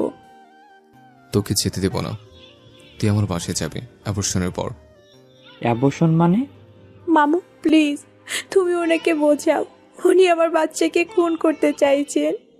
আমি খুন করতে চাইছি না, তোকে বাঁচতে চাইছে। আমি আমার বাচ্চা ছাড়া বাঁচতে পারবো না। শোন ইরু, তুই ছোট, কিছু বুঝিস না, তুই এরকম বলছিস, তোকে অ্যাবর্শন করতে হবে। মামা এবার আর ওনার বাড়াবাড়ি মেনে নিতে পারলেন না। নিজের ছেলে তার অনাগত সন্তানকে মারতে চাইছে, তাই মামা ঠাস করে ওনার গালে থাপ্পড় মারলেন। ছি, তুই এটা বলতে পারলি? কারণ ইরুকে বাঁচাতে হবে। একটা মেয়ের এই সময় সবচেয়ে বেশি দরকার হয় তার স্বামীর। স্বামীর কেয়ারিং আর ভালোবাসাতেই যে কোনো মেয়ে এই পরিস্থিতি মোকাবেলা করতে পারে। কিন্তু আব্বু, ইরু পারবে না, ওর কষ্ট হবে। একদম চুপ। এ বয়সে হাজার হাজার মেয়ে মা হচ্ছে। সবার স্বামী তো তোমার মতো ব্যাকেল নয়। তুমি তো দেখছি এমনিতেই মেয়েটাকে মেরে ফেলতে চাচ্ছ। অব্রভাই কিছু শুনলেন না। বদ্ধ উম্মাতের মতো আচরণ করছেন। বলছেন, আমি ওকে নিয়ে যাব এবং যাবই। বলতে বলতে উনি আমাকে ধরতে এলে আমি মামুনির হাত ধরে ফেললাম। মামুনি অনেক কষ্টে নিজের কান্না আটকে আম্মুর উদ্দেশ্যে বলল, ইরুকে তোমাদের বাসায় নিয়ে যাও। এই ছেলের মাথা খারাপ হয়ে গেছে, যে কোনো সময় বিপদ ঘটিয়ে ফেলতে পারে। মামার ওনাকে এগোতে দিলেন না। অনেক কষ্টে ওনাকে আটকালেন। আমি কান্না করতে করতে মাথা ব্যথা বাঁধিয়ে ফেললাম। লোকটা পাগল হয়ে গেছে নাকি? উনি বলতে লাগলেন, তোকে বাঁচতে হবে ইরু, নয়তো নিজেকে ক্ষমা করতে পারবো না। তোকে আমার কথা মানতে হবে। আমি আর কিছু শোনার অপেক্ষা করলাম না। আম্মু আর মামুনির কাঁধে ভর দিয়ে বেরিয়ে এলাম আস্তে আস্তে হসপিটাল থেকে। 2 দিন হলো আমাদের বাসায় এসেছি। এই 2 দিন মুড অফ ছিল আমার। কোন মেয়ে চায় এরকম পরিস্থিতি ক্রিয়েট হোক? মামুনি ফোন করে অনেক কেঁদেছেন। তার ছেলেটা পুরো পাগলামি করছে। ইভেন এখনও ঘরের জিনিসপত্র ভাঙচুর, চিৎকার চেঁচামেচি। আমি বুঝলাম না ওনার সমস্যাটা ঠিক কোথায়। সেই দিন রাতে বলল আমাকে ভালোবাসে না, আর পরের দিনই বলে আমাকে হারাতে পারবে না, ভালোবাসে। আসলে ঠিক চাইটা কি উনি? এসব ভেবে অনেক কান্না করেছি, মন খারাপ করেছি। আর আমার মন খারাপের ওষুধ আমার বোন ইলহাম। সে এই 2 দিন আধা জল খেয়ে মাঠে নেমেছেন আমার মন ভালো করার জন্য। কত হাসানোর চেষ্টা করেছে, বাট ফলাফল 0। আম্মু আব্বু ভাইয়াও অনেক বুঝালেন। তাতে বেবির জন্য হলেও নিজের মনটাকে রিফ্রেশ করতে চাচ্ছি। পরের দিন দুপুরে বান্দরবন থেকে ফোন এলো। ফোন করলো আব্বুর বড় ভাই, মানে আমার চাচু। তিনি একজন রিটায়ার্ড আর্মি অফিসার। খবর এলো চাচুর বড় মেয়ে, মানে আমার কাজিন আনিশা আপুর বিয়ে। আনিশা আপু আমার 2 বছরের বড়, কিন্তু দুজন দুজনকে তুই তুই বলে ডাকি। আব্বু আর ভাইয়ার অফিসে কাজ পড়ে যাওয়ায় ঠিক করা হলো আমাদের একাই যেতে হবে। আমি প্রথমে যেতে না চাইলেও ইলহামের ইমোশনাল ব্ল্যাকমেল আর মানসিক প্রশান্তির জন্য রাজি হলাম। টিকিট কেটে আনা হলো, বাসে করে যাব আমরা। মধ্যরাতের বাস। আজ রাতে বাস ধরতে হবে, সব গোছগাছ করে নিলাম। বিকেলবেলা রুমে বসে আছি, এমন সময় আম্মুর ফোন বেজে উঠল। কাছে পিঠে কেউ না থাকায় আমি আস্তে ধীরে উঠে গিয়ে ফোন রিসিভ করলাম। আন্নোন নাম্বার ছিল। আসসালামু আলাইকুম বললাম। ওপাশ থেকে নীরবতা শোনা গেল। কে বলছেন? আমার কথা রাখবি না ইরু? চমকে উঠলাম। 4 দিন পর অভ্র ভাইয়ের গলা শুনতে পেলাম। রাখবি না? আমাকে নিজের কাছে অপরাধী করে দিবে? আমি হালকা নিঃশ্বাস ফেললাম। বললামই তো একবার। এরকম করার কোনো কারণ আছে? আছে। কি? কারণ আমি খুনি হতে চাই না, মা হতে চাই। কিন্তু আমি তা চাই না। আপনার চাওয়া না চাওয়া দিয়ে আমার কিচ্ছু যায় আসে না। ভালোবাসি তোকে ইরু। হাসালেন আমায়। একদিনই প্রেমে কিভাবে পড়লেন মিস্টার অব্র আহমেদ? মিথ্যা কথা কম বললে বোধ হয় ভালো হতো। উনি রেগে বললেন, আমি কোনো মিথ্যে বলিনি। আপনার লেম কথাগুলো প্লিজ আপনার কাছে রাখুন, আর এসব নাটক বন্ধ করে আমাকে শান্তিতে থাকতে দিন। উনি আবারও অসহায় গলায় আবল তাবল কথা শুরু করে দিলেন। আমার প্রচণ্ড রাগ হতে লাগলো। কি ভাবে কি উনি নিজেকে? প্রিন্স চার্মিং নাকি বিল গেটস, যে ওনার সুন্দর চেহারা আর টাকা লোভে পড়ে আমি ওনার অন্যায় মেনে নেব? হাও! আমি বিরক্ত গলায় বললাম, আপনি আপনার বকবক অন্য কাউকে গিয়ে শোনান। একটা কথা মাথায় এবং মনে গেঁথে নিন, এই বাচ্চাটা শুধু এবং শুধুই আমার একার। আপনার কোনো কিছুই যেমন আমার নয়, ঠিক তেমনি এই সন্তানও শুধু আমার। কখনো বাবার অধিকার নিয়েও সামনে আসবেন না। নিজের মতো থাকবেন আর আমাকেও থাকতে দিন। আমি মরি বা বাঁচি তাতে আপনার কোনো কিছুই হবে না। So enjoy your life, bye বলে ফোনটা কেটে দিলাম। ঠিক করেছি, কাঁদবো না, হাসবো। শুধু আমার বাচ্চাটার জন্য অব্র আহমেদ নামক লোকটাকে ভুলে থাকতে হবে। রাতের বেলা আমরা রেডি হয়ে গেলাম। আব্বু আর ভাইয়া আমাদের বাস স্টপে নিয়ে আসলেন। প্রথমে একটা বাসে করে বান্দরবন পৌঁছাতে হবে। আর আনিশাপুদের বাড়িতে আমরা কখনো যাইনি। ওদের বাড়ি নাকি পাহাড়ের অনেকটা উপরে, তো সেখানে যেতে হবে গাড়ি করে। আর সেই গাড়ি নিয়ে আসবে আনিশা আপু। যাই হোক, আমরা বাসে উঠলাম। জানি না মনটা কেন খসখস করছে। মনে হচ্ছে অভ্র ভাই আশেপাশে আছেন। বাস চলছে নীরবে, নিঃশব্দে। যাত্রীরা অনেকে ঘুমিয়ে কাদা। আম্মু আর ইলহামও ঘুমাচ্ছেন। যাত্রীদের মধ্যে একমাত্র আমি ঘুমাইনি। ঠান্ডায় হাত পা জমে যাওয়ার অবস্থা। ভোর হতে তখনও বাকি। চারদিক অস্পষ্ট অন্ধকারে ঢাকা। শীতের ঠান্ডা হাওয়া বইছে। আকাশে ধীরে ধীরে ফুটে উঠেছে সূর্যের লালিমা মাখা আলো। বোঝাই যাচ্ছে সূর্য উঠতে বেশি দেরি নেই। শীতের রোদ যে মিষ্টি হয়, এটাই ভরসা, নইলে ঠান্ডায় মরেই যাব। সবুজে ভরা আশেপাশে প্রকৃতি, অনির্ধ পরিবেশ। বাসে বসে একই রকম লাগছে। আমিও গায়ের পাতলা চাদরটা দিয়ে নিজেকে ভালো করে ঢেকে নিলাম। বাসটা নীরবে নিঃশব্দে এগোচ্ছে। খোলা জানলা দিয়ে আসছে প্রথম সকালে নরম মিষ্টি রোদ। আমার পাশে ইলহাম সিটে হেলান দিয়ে ঘুমাচ্ছে। আমি বুঝতে পারি না এই ভোরে বাসে মেয়েটা কীভাবে ঘুমিয়ে পড়তে পারে। এত ঘুম কোথা থেকে আসে ওর? ঘুমকুমারীর মতো যখন তখন ঘুমিয়ে পড়া ইলহামের অভ্যাস। আমি বাসের খোলা জানলা দিয়ে বাইরে দৃষ্টি মেলালাম। চারপাশটা ছবির মতো সুন্দর, যেন কোনো চিত্রকরের নিপুণ হাতে আঁকা। এতটা সুন্দর যে ভাবনায় হারিয়ে যাওয়া যায়। সবুজে ঘেরা পাহাড়, গাছগাছালি আর সুজলা সুফলা তে প্রান্তর। প্রকৃতির মাঝে হারিয়ে যাওয়ার অনেক দিনের লালিত ইচ্ছাটা আজ মনে হচ্ছে পূরণ হবে আমার। দৃষ্টি অনেক দূর। বাসটা হঠাৎই থেমে গেল। আমি সহ বাসের যাত্রীরা একটু সামনের দিকে হেলে পড়ল, কিন্তু সাথে বসে থাকা আমার ঘুমকুমারী মনের ঘুম ভাঙল না। শুধু একটু নড়ে চড়ে বসলো। সামনের চেকপোস্ট পার করে 5 মিনিট পর গাড়িটা আবারও চলতে শুরু করলো। ততক্ষণে সূর্যদেব উকি দিল পূর্ব দিগান্তে। সূর্যের নরম আলো ছড়িয়ে পড়েছে গাছের পাতায় পাতায়। ডানা মেলে ভোরের আকাশে উঠছে পাখিদের ঝাঁক। আঁকাবাঁকা পাহাড়ি রাস্তা সাপের মতো এঁকে বেঁকে উপরের দিকে উঠেছে। বাগ দিতে হয় সাবধানে, একটু অসাবধানতা হলে ভয়ঙ্কর অ্যাক্সিডেন্ট হওয়ার সম্ভাবনা থাকে এইসব রাস্তাতে। আমি একটু পরপর মুগ্ধ হচ্ছি আর কল্পনায় নিজেকে হারাচ্ছি। বড় ভালো লাগছে। এইভাবেই যদি জীবন কেটে যেত কতই না ভালো হতো।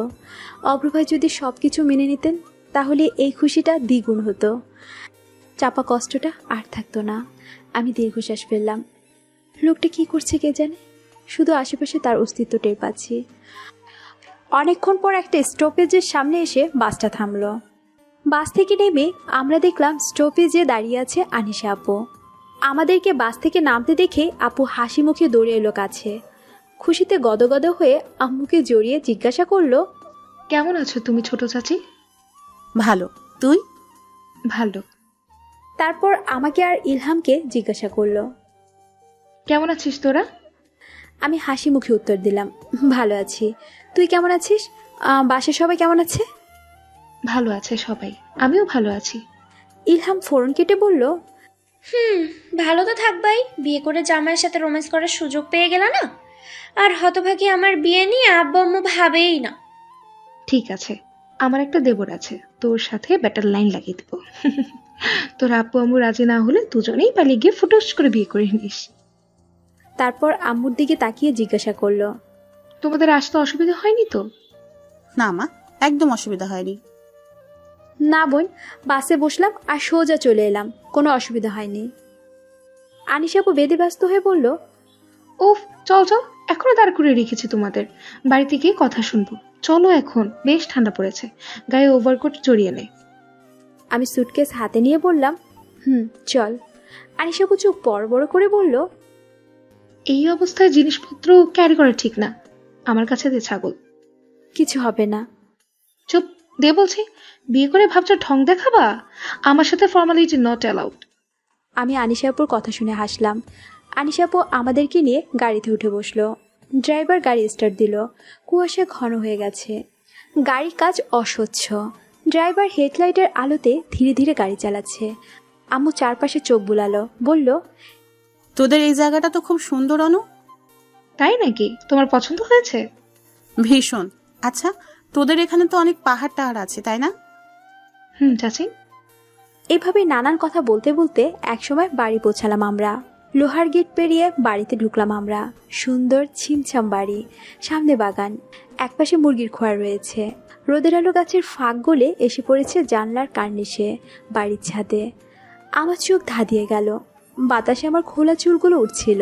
এত সুন্দর দৃশ্য শুধুমাত্র বইয়ে দেখা যায় আর কল্পনা করা যায়। চোখ বন্ধ করে সব কিছু অনুভব করার চেষ্টা করছি। আমি বাড়ির লনে দাঁড়িয়ে ভাবছি, আমি কি স্বপ্ন দেখছি নাকি বাস্তব? আনিশারা না জানি কত মজা করে থাকে এখানে। প্রকৃতির কোলে বেড়ে ওঠার সুযোগই বা কয়জন পায়?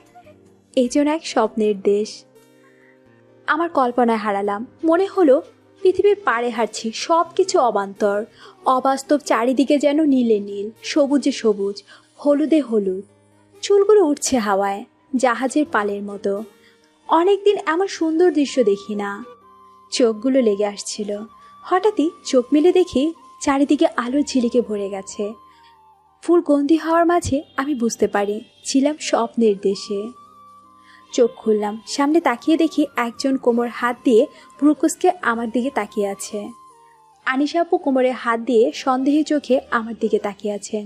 গোল গোল চশমা ভেদ করে বাদামি চোখ মেলে আমার দিকে এইভাবে তাকাতে দেখে আমিও ভাবুকের মতো আপুর দিকে তাকিয়ে রইলাম। আপু বলল, এভাবে দাঁড়িয়েছিস কেন? কিছু ভাবছিস? কি ভাবছি আমি কোথায় আসলাম, বাংলাদেশ নাকি সুইজারল্যান্ড? আনিশা আপু ভ্রুকুসকে বলল, এরকম মনে হবার কারণ? তোমাদের এই জায়গাটা, বাড়িটা কত সুন্দর। ভাবা ভাবি বাদ দিয়ে ভেতরে আয়। আমি চারপাশে চোখ বুলিয়ে পা বাড়ালাম সামনে। ছোট্ট দুটি সিঁড়ি বেয়ে বারান্দায় উঠে এলাম। সামনে বিশাল ড্রয়িং রুম, পা দিকে ডাইনিং রুম, দুটোর স্পেসে আছে রান্নাঘর। আমারও বয়স্ক মহিলাদের সাথে কথা বলছেন। ইলহাম বাচ্চাদের খুব ভালোবাসে, সেজন্য বাচ্চাদের সাথে খেলাধুলা শুরু করেছে। আমি চাচু আর বড় চাচিকে কুশল বিনিময় করলাম, সবার সাথে কথাবার্তা বললাম। হাউকাওয়ে একসময় বিরক্ত হয়ে গেলাম, মাথা ব্যথা হয়ে যাচ্ছিল। আনিশা আপু আমাকে ওর রুমে নিয়ে গেল। আমি ফ্রেশ হলাম, বসে বসে জানলা দিয়ে বাইরে তাকিয়ে রইলাম। কি সুন্দর দৃশ্য! কতটুকু উঁচুতে এই বাড়িটা আমি তা জানি না, তবে মানুষদের একটা বিড়ালের সাইজ মনে হচ্ছে। বিশাল বিশাল পাহাড়েরা যেন আকাশ ছুঁয়ে দাঁড়িয়ে আছে। হঠাৎ চোখ পড়ল ছোট একটা জলস্রোত, উপর থেকে পানি গড়িয়ে নিচে পড়ছে। ঝর্ণা নয়, তবুও এটাকে আমি ঝর্ণা নামে আখ্যায়িত করলাম। মনে হচ্ছে পাহাড়টা বোধহয় কাঁদছে আর সেগুলো ঝর্ণার জল হয়ে গড়িয়ে পড়ছে। চারিদিকে সবুজ গাছপালা, হালকা কুয়াশা আর আকাশে ভেসে বেড়ানো বিশাল বিশাল তুলোর ন্যায় মেঘের সমুদ্র। উফ, কি অস্থির দৃশ্য! অপর ভাইটা যদি বুঝতো তাহলে লোকটাকে এখানে নিয়ে আসা যেত। আর এই অবস্থায় তো আমি হাঁটতে বা ঘোরাঘুরি করতে পারবো না। অব্র ভাইয়াকে বলতাম আমাকে পাজা কোলে করে নিয়ে ঘুরে ঘুরে দেখাতো। বউ বাচ্চা নিয়ে ঘোরার মজাটা তখন বুঝতো। কিন্তু লোকটা এসব চায় না। এক বুক দুঃখকে সাথী করে দূরের ঝর্ণার পানি চেয়ে রইলাম। আমার চোখ ভিজে উঠল। একটা পুরনো গানের কথা মনে পড়ল।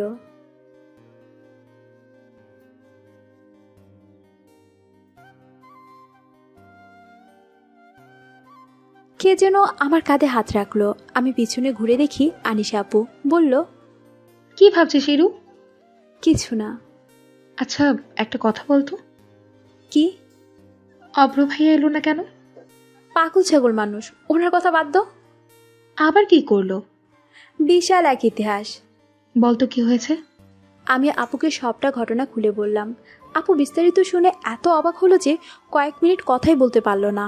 আমি বললাম, এবার বুঝলে? আপু মাথা নাড়িয়ে বলল, এত সাংঘাতিক ছেলে? হবেই তো। বিয়ের রাতে আমাকে কি বলেছিল জানো? কি বলেছিল আমাকে নিয়ে টই টই করে ঘুরবে, আর নতুন নতুন মেয়ে পটাতে আমি যাতে ওনাকে হেল্প করতে পারি। ইভেন ওনার বন্ধুর সাথে নাকি আমাকে ভালো মানাবে। উনি আমার মতো নিরামিষ মেয়েকে প্রেম করা শিখাবে। আচ্ছা বলো তো, কোন বর তার বউকে এসব কথা বলে? বুঝলা কেমন পাগলের পাল্লায় পড়েছি? আর এখন তো আরেক ঝামেলা শুরু করেছে। আপুর মুখটাতে হালকা ভয়ের ছাপ দেখা গেল। বলল, আমার বর যদি এমন হয়, ও আল্লাহ, আমি হার্টফেল করে মরেই যাব।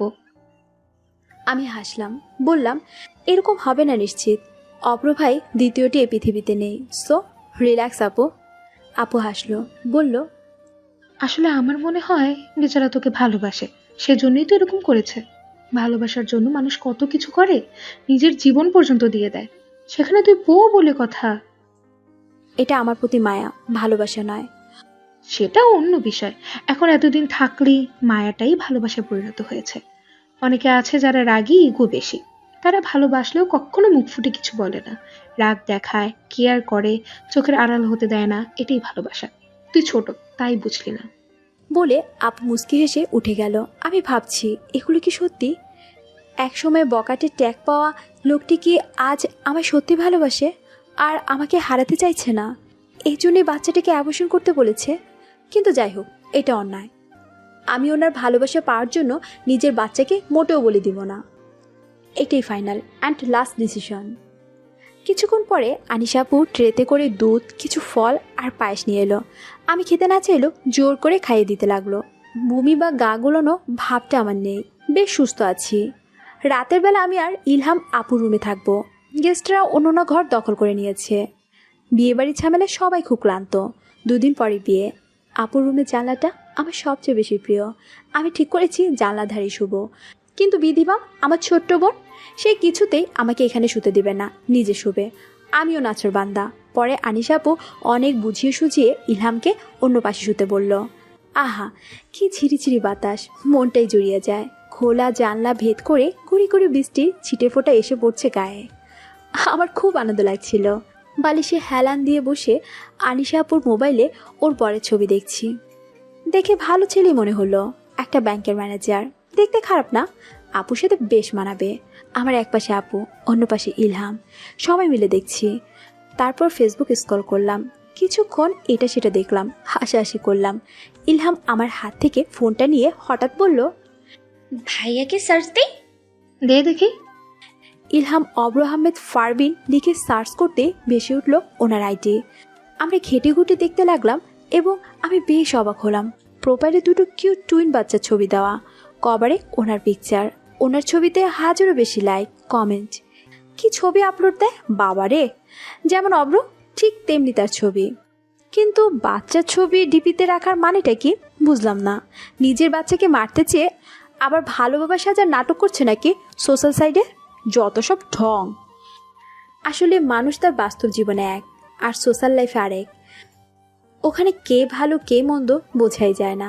কাউকে বিশ্বাস করতে গেলে ভয় হয়, সুযোগ পেলে অপমান করতেও ছাড়ে না।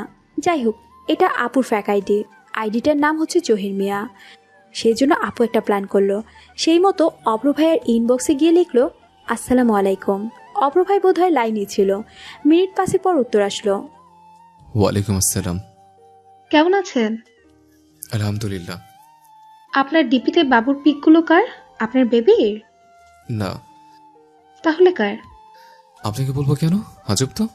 মনে হচ্ছে উনি বোধহয় রেগে গিয়েছেন। আপু লিখলো, না মানে আমি আপনাকে চিনি। চিনেন মানে? কে আপনি?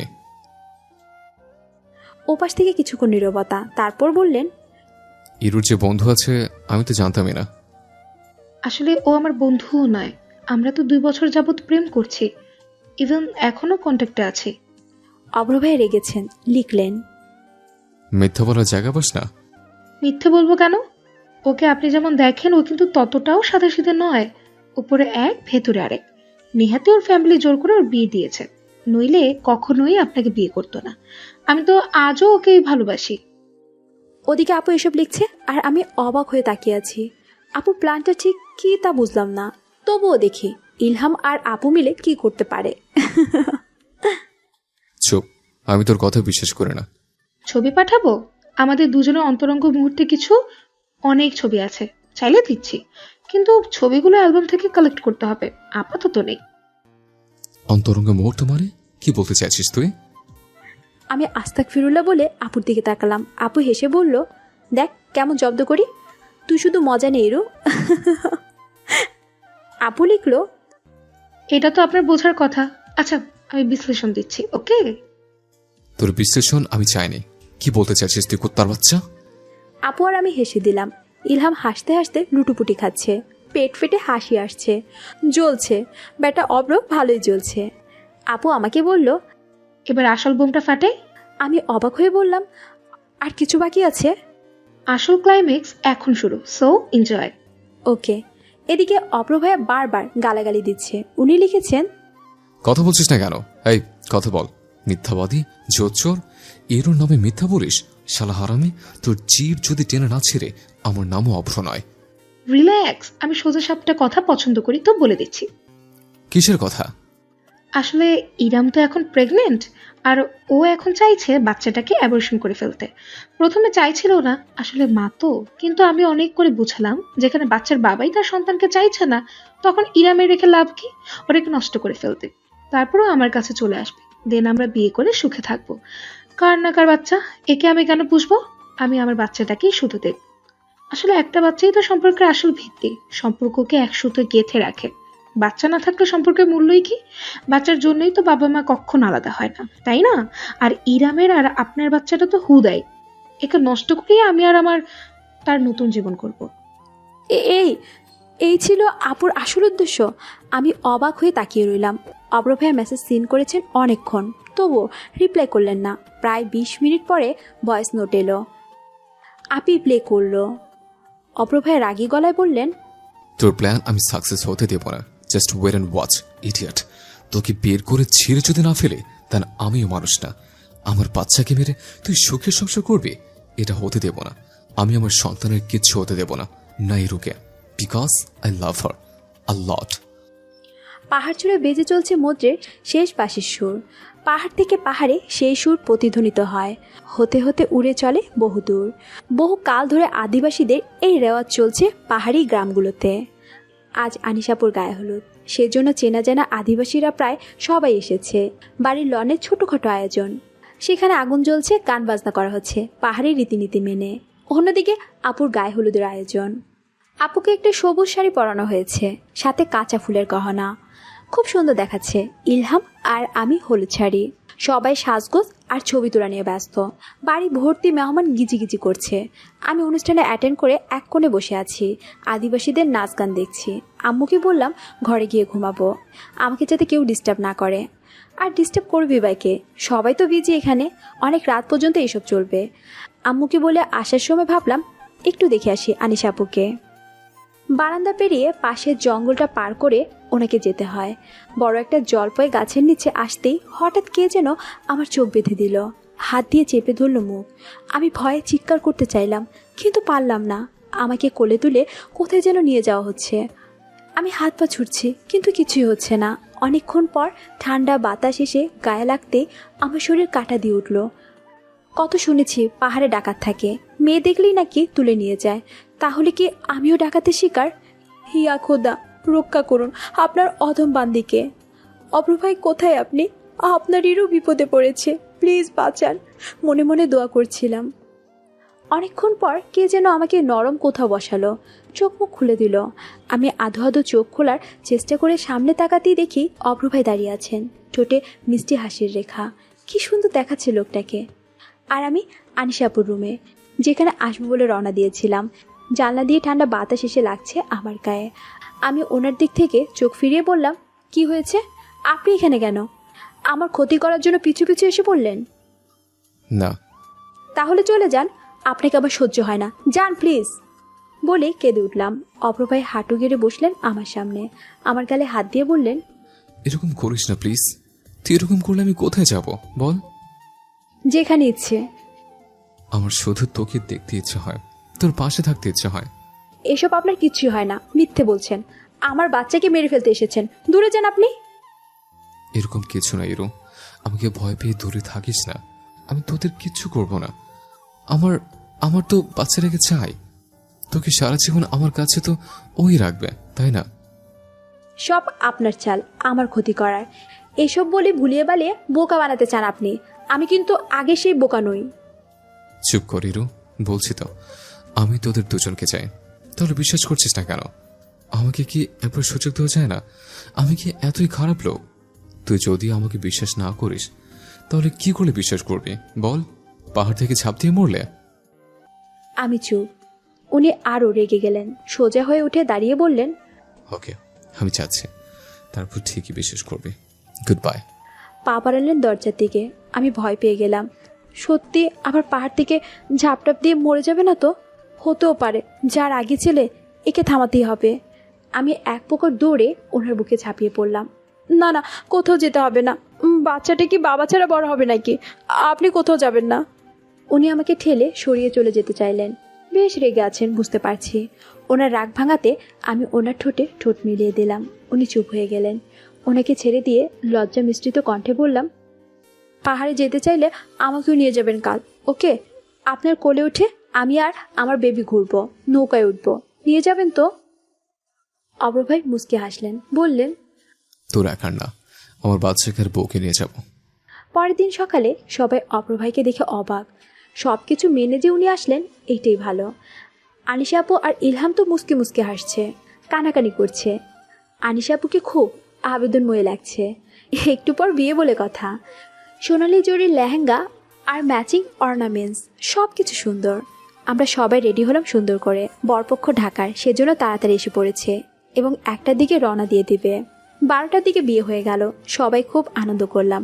খাওয়া দাওয়া করে ঘরে এসে বসতে আমার উনি এলেন, বিরক্ত গলায় বললেন, চল তো ঘুরতে চাই। আমি অবাক হয়ে বললাম, এখন? আপু তো চলে যাবে একটু পর, দেখা করব না? এখন করে নে না, ঢাকায় গিয়ে তুই সবসময় দেখা করতে পারবি। আয় তুই।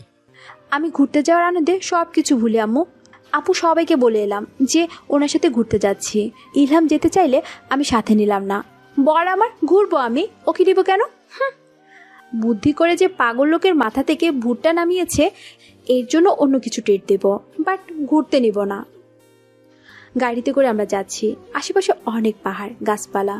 এসব সৌন্দর্য দেখতে দেখতে আমরা দুপুরের দিকে থানচি পৌঁছাই। থানচি বান্দরবনের একটা উপজেলা। পাহাড় বিশিষ্ট নদীর কলকাকলিতে মুখরিত ছোট্ট একটা শহর। পাশ দিয়ে বয়ে চলেছে খরস্রোতা জাঙ্গু নদ। এই সৌন্দর্য মুগ্ধ করে দিল আমায়। একপাশে থানচি, অন্যদিকে পাহাড়। মাঝখানে বয়ে চলেছে নদ। আমরা যাব র্যামাইন্ত্রী। নদীপথে যেতে লাগে 4 ঘন্টা। একটা রিজার্ভকৃত নৌকায় আমরা দুজন উঠলাম। অপ্রভাই সাবধানে উঠলেন আমাকে নিয়ে। ইঞ্জিন চালিত লম্বা আকৃতির চিকন নৌকা। চলতে শুরু করলো নৌকা। নৌকা চলছে, হঠাৎ শুরু হলো বৃষ্টি। চালক তাড়াহুড়া করে বড় একটা পলিথিন দিল আমাদের। অপ্রভাই পলিথিন দিয়ে আমাকে ঢেকে নিল নিজের সাথে। রাগী গলায় বলল, হলো তো, যত সব ন্যাকামো করিস। আমার বেবির শরীর খারাপ হলে তোকে মেরে ফেলবো। বলে হঠাৎ চুপ করে গেলেন। পাহাড়ি বনবৃষ্টিতে পলিথিন আমাকে পুরোপুরি প্রোটেক্ট করতে পারছে না। শরীর ভিজেছে, কিন্তু আমার ভালোই লাগছে। অপ্রভাইয়ের কথা শুনে মনে মনে হাসছিলাম। আনিশা আপু কি প্ল্যান করলো যে বেটা বাচ্চার জন্য এত দরদ দেখাচ্ছে? গ্রেট আনিশা আপু। আমি কিছু না বলে চুপ করে রইলাম। নীল রঙের পলিথিনে আমরা 2 কপত কপতি, কি রোমাঞ্চকর অনুভূতি। অপ্রভাই হঠাৎ আমার ঠোঁট দখল করে নিলেন। আমি ঠেলে সরিয়ে দিয়ে রাগী গলায় বললাম, এসব কি? নোংরামি যত সব। এভাবে বলছিস কেন? তা কিভাবে বলবো? পাবলিক প্লেসে এসব কি? এখানে কেউ নেই, নৌকার মাঝে দেখ উল্টিয়ে ঘুরে নৌকা চালাচ্ছে। ছি, বৃষ্টি পড়ছে আর আপনি হলিউডের শুটিং শুরু করেছেন। এরকম করছিস কেন? আমাকে কি আর ভালো লাগে না? এই ফ্যাসফেস বন্ধ করবেন তো। আপনার কথা আমার অসহ্য লাগছে। জানি। কি জানেন? এই সময় মুড সুইং হয়। হাজব্যান্ডকে বিরক্তিকর প্রাণী মনে হয়, মাঝে মাঝে আবার ভীষণ আদরও করে। তবে তুই আমাকে আদর করবি কিনা এ বিষয়ে আমি সন্দিহান। কাছে আসতে দিস না, আবার আদর। তুই আসলে একটা জল্লাদ। এই বেহায়া লোকের মুখে এসব কথা শুনে হাসবো না কাঁদবো বুঝলাম না। বৃষ্টি হচ্ছে। কিছুক্ষণ পর বৃষ্টি অবশ্য থেমে গেল। পাহাড়ের আবহাওয়া দ্রুত বদলায়। দুপাশে সুউঁচু পাহাড়, মাঝখান দিয়ে বয়ে চলেছে নদী। কোথাও কোথাও 2 পাহাড়ের মাঝখানে সরু নদী। কোনোভাবে নৌকা যেতে পারবে। 2 পাহাড়ের মাঝখান দিয়ে সূর্য উঁকি দিচ্ছে।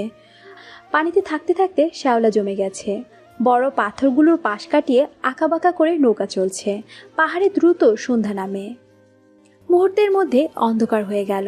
নিঝুম অন্ধকারে আমরা পাথরে খরস্রোতী নদীতে। আমি খুব ক্লান্ত হয়ে পড়েছিলাম।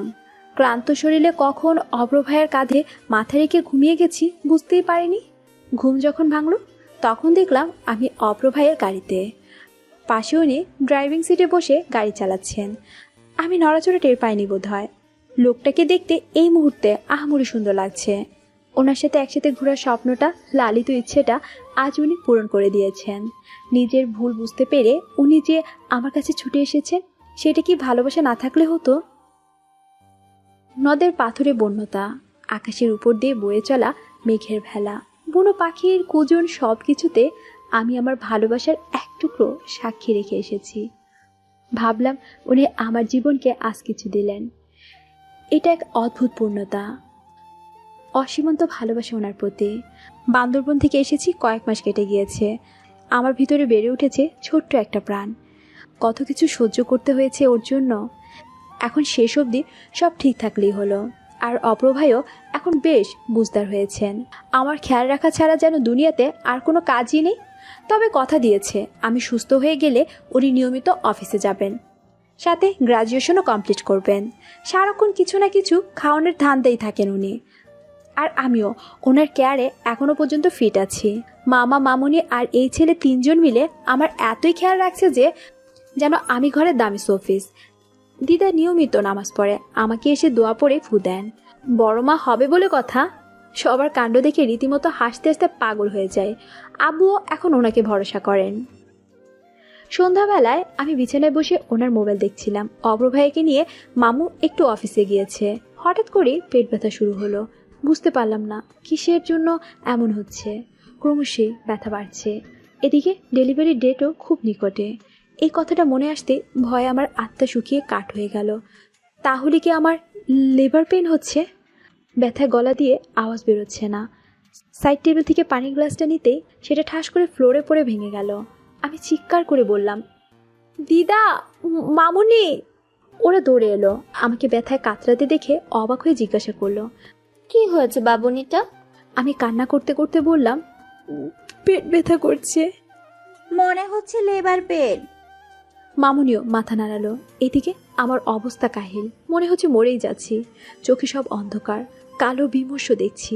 চেষ্টা করছি সজাগ থাকার, যদি মরে যাই তাহলে আর কাউকে দেখতে পাবো না। জোর করে চোখ খোলার চেষ্টা করে সামনে থাকা দিদা আর মামুনিকে আধো আধো দেখলাম। ওনারা আমার মাথায় হাত বুলাচ্ছেন, কিন্তু কি বলছেন আমি শুনতে পাচ্ছি না।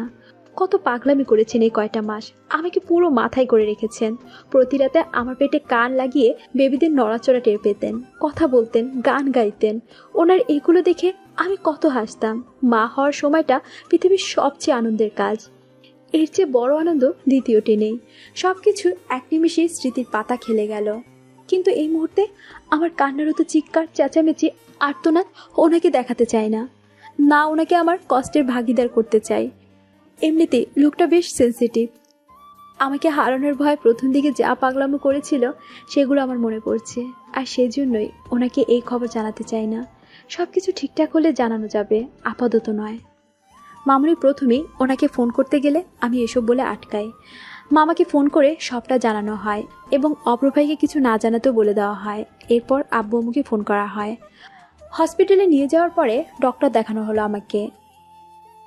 তারা জানালেন সিজার করতে হবে, কারণ আমার টুইন বেবি হবে। মামা আব্বু ডাক্তারের কথা সায় দিলেন। আমাকে ওটিতে নিয়ে যাওয়ার পরে অনেক রিকোয়েস্ট করলাম যাতে সিজার না করা হয়।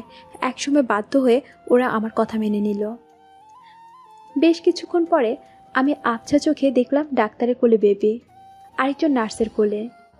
চিৎকার দিয়ে ওরা কান্না করছে।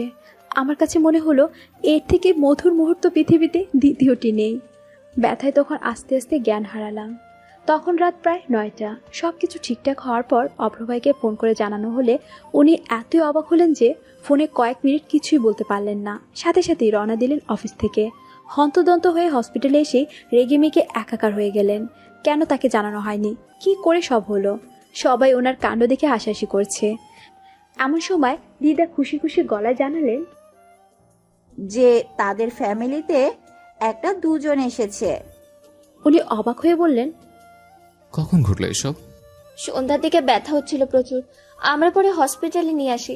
এখানে নিয়ে আসার পর ডাক্তার ইমিডিয়েট সিজার করতে বলে, নইলে মা বাচ্চা দুজনের জন্যই রিস্ক। আমরাও সিজারের সম্মতি দিয়েছিলাম, কিন্তু ইরু বারবার মানা করে ডাক্তারদের। জোর করে অনেক সিজার না করাতে ওর নাকি পুরো মাতৃত্বের স্বাদ নিতে চায়। জানিস, তখনও ব্যথায় চিৎকার করে কাঁদছিল। এটার কত সাহস দেখলি? আর এসবও অপারেশন থিয়েটারে নাকি ডাক্তারদের বলেছে। আমরা জানলে কখনোই হতে দিতাম না। আমি তো এখনো শুনে কাঁপছি। আব্বু জানতো? আমাকে তো বলেনি। তুই ইরুর এই অবস্থা দেখে কষ্ট পেতিস, তাই ইরু না করেছে। আমি কি বাচ্চা নাকি? আমার ইরু মা হয়েছে, আমি বাবা হয়েছে, আর আমি নেই। তোমরা কিন্তু আমার সাথে ফ্রড করলে। ইরুকে জাস্ট ভালো হতে দাও। এত সাহস নেই ঘুরে হাত পা কেটে রেখে দেব, আর কখনো যাতে বাচ্চা বাচ্চা না করে। মামুনি মুসকে মুসকে হাসলেন, সাথে আব্বু আম্মু ইতস্ত করে মাথা চুলকিয়ে জিজ্ঞাসা করলেন, ইয়ে বেবিরা কোথায়? অবজারভেশন রুমে আছে, 1 ঘন্টা পর দিয়ে দেবে আমাদের কাছে। ও, আর ইরু নেই? কোথায় মহিলা? কেবিনে শিফট করা হয়েছে। অবজারভেশন ছিল কিছুক্ষণ। নর্মাল ডেলিভারি হওয়াতে প্রবলেম নেই। আমি আকাশ পাতাল ভাবছি, আমিও আজ মা হয়ে গেলাম, কিন্তু ওদিকে এখনো দেখিনি। ছেলে হয়েছে নাকি মেয়ে হয়েছে কিছুই তো জানতে পারছি না। এক হাতে স্যালাইন লাগানো, বেডে শুয়ে থাকতে ভালো লাগছিল না আমার, কারণ আমি অনেক ক্লান্ত। এক সময় কেবিনের দরজা খুলে অপর ভাই ঢুকলেন। দেখে মনে হচ্ছে ভীষণ রেগে আছেন, তবুও বোধহয় নিজেকে সামলে নিলেন। উনি আমার পাশে বসে বললেন, কি রে, আমাদের যে দুজন এসেছে জানিস তো? আমি হাসি হাসি মুখ করে বললাম, জানি। মন খারাপ নাকি? না তো। তাহলে কৃত্রিম হাসি দিচ্ছিস কেন? কই না তো। আর কিন্তু বাচ্চা নিবি না, ওকে? আসলে আপনি এখনো ওদের মেনে নিতে পারেননি, তাই না? আপনি খুব খারাপ লোক, বাবা হওয়ার যোগ্যতাই নেই। উনি আমাকে জড়িয়ে ধরে বললেন, আরে রাখছিস কেন? খুশিতে ঠেলায় দূর হন সামনে থেকে। তোর সাহস আজকাল বড্ড বেড়েছে। বাড়াবাড়ি তো, বখাটের বউ বলে কথা। এরকম বলতে পারলে? এমনি বললাম, সরি। আচ্ছা, আপনি ওদের দেখেছেন? উনি না জানার ভান করে বললেন। কাদের? আমি একটু রাগী চোখে তাকালাম, বললাম, আমার বাচ্চাদের। ও না, তোর বাচ্চাদের দেখিনি, কিন্তু আমার বাচ্চাদের দেখেছে। কেমন দেখতে ওরা? মনে হয় কিছু খায় না ওরা, দেখতে ক্যাঙ্গারের মতো। বুঝলাম না, এত এত খাওয়ালাম তোকে, আর এমন কেন হলো কেন? তারপর আমার দিকে সন্দেহের চোখে তাকিয়ে বলল, তুই মনে হচ্ছে তোর কিছু খেতে দিস নে, সব একাই সাবার করেছিস তাই না? খাদক একটা। আমি হাসবো না কাঁদবো বুঝলামই না। দরজা খুলে দুজন নার্স ঢুকলো। দুজনের কোলে দুটো বাচ্চা, নিশ্চয়ই আমার। ওদের দিকে তাকাতে শিরশির করে উঠল শরীর, মুখ দিয়ে বেরিয়ে এলো আমার বাচ্চারা। দুজনের একজনকে আমার পাশে শুয়ে দেওয়া হলো খুব সাবধানে, আরেকজনকে নার্স অপর ভাইয়ের কোলে দিতে উনি ভয়ে ভয়ে নিলেন। আমার দিকে অসহায় চোখে তাকালেন, কারণ উনি ছোট বাচ্চা কোলে নিতে পারেন না। নার্স এসে বললেন, আপনার মেয়েকে আপনি ভালো করে কোলে নিতে পারছেন আর সামলাবেন কিভাবে? কি হয়েছে আমার? একটা ছেলে আর একটা মেয়ে, আপনার পাশের একজন ছেলে পাবো। আমি তাকিয়ে দেখি মিটিমিটি চোখ মেলে আমার দিকে তাকিয়ে আছে আমার ছেলে। আমি ওর আঙ্গুল ধরতে শক্ত করে ধরল। এদিকে ওনার কোলে আমার মেয়ে ঘুমিয়ে আছেন। বাবা মেয়েকে দেখতে কি সুন্দরী না লাগছে। নার্স আমাকে বলল, নিন খাওয়ানো ট্রাই করুন। আমি অবাক হয়ে বললাম, কি খাওয়াবো? আমি তো জানি না। নার্স আর চোখে এবার ওনাকে দেখে নিয়ে বলল, ফিডিং করাতে বলেছি। আম্মু আর মামুনি এলো এমন সময়, বলল, দাঁড়া আমি সাহায্য করছি। অব্র ভাই অবাক হয়ে আমার দিকে তাকালো। আমার ইচ্ছে করছে মাটির নিচে ঢুকে যায়। কি লজ্জা, ইয়া খোদা। আম্মু আমার কাছে আসতেই বললাম, ওনাকে বলো এখান থেকে যেতে প্লিজ। মানে আমি এখান থেকে যাবো কেন? আজব। যা বলছি বাইরে গিয়ে বসে থাক, তোর এখানে কাজ কি? বাচ্চা আমার, বউ আমার, আর আমি চলে যাব? যেতে হয় তোমরা যাও। বুঝছিস না কেন? ওদেরকে খাওয়ানোটা খুব দরকার। তুই গিয়ে রসগোল্লা নিয়ে আয়। বাবা হয়েছিস আর আমরা মিষ্টি ভোগ করবো না? অগত্যা ওনাকে বের হতেই হলো। আম্মু মামুনি আর আমি হেসে দিলাম। হসপিটাল থেকে 1 মাসের উপর হলে এসেছি। এই কয়দিন বাড়ির আলাদা রুমে থেকেছি আমি, মামুনি আর বাচ্চারা। দুজনের নাম রাখা হয়েছে তুতুন পুতুন। পুতুন বেশ শান্তশিষ্ট, আমারই মতো। বাপের কলিজা সে। আর তুতুন বাপের মতো রাগী, চিল্লিয়ে বাসা মাথা তুলে। ওকে আমি আবার কলিজা বানিয়ে ফেলেছি, কারণ উনি যখন রোমান্স করার উদ্দেশ্যে এই রুমে আসেন তখন তুতুনের চিৎকারে বাচ্চারা বোকা হয়ে যায়। এতদিনও বাচ্চা কোলে নেওয়াটা শিখতে পারেনি। 2 ভাই বোন সারাদিন একই রকম করে। এখন একটু বড় হয়েছে যদিও। পুতুন বাবার মেয়ে, দেখতো ওনার মতো। তুতুন আমার মতো, গালগুলো টকটকে লাল। এই ছেলে যে বড় হয়ে বাপের মতোই আউলা ঝাউলা হবে সেটা আমি নিশ্চিত।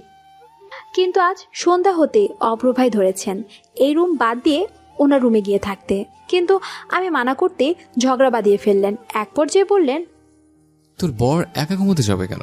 বউ বাচ্চা থাকতে সে রাতে ভয় পায়। ওহ তাই বুঝি, এত দরদ? বাহ। হবেই তো, একটা মাত্র বউ আর 2টা মাত্র বাচ্চা আমার। এত বড় ঘর থাকতে ওরা কেন আলাদা করে থাকবে? আমি স্রেফ বলে দিচ্ছি, আমি আমার মেয়ের সাথে থাকবো। গট? আমি কটমট করে ওনার দিকে তাকালাম। মামুনি হেসে বললেন,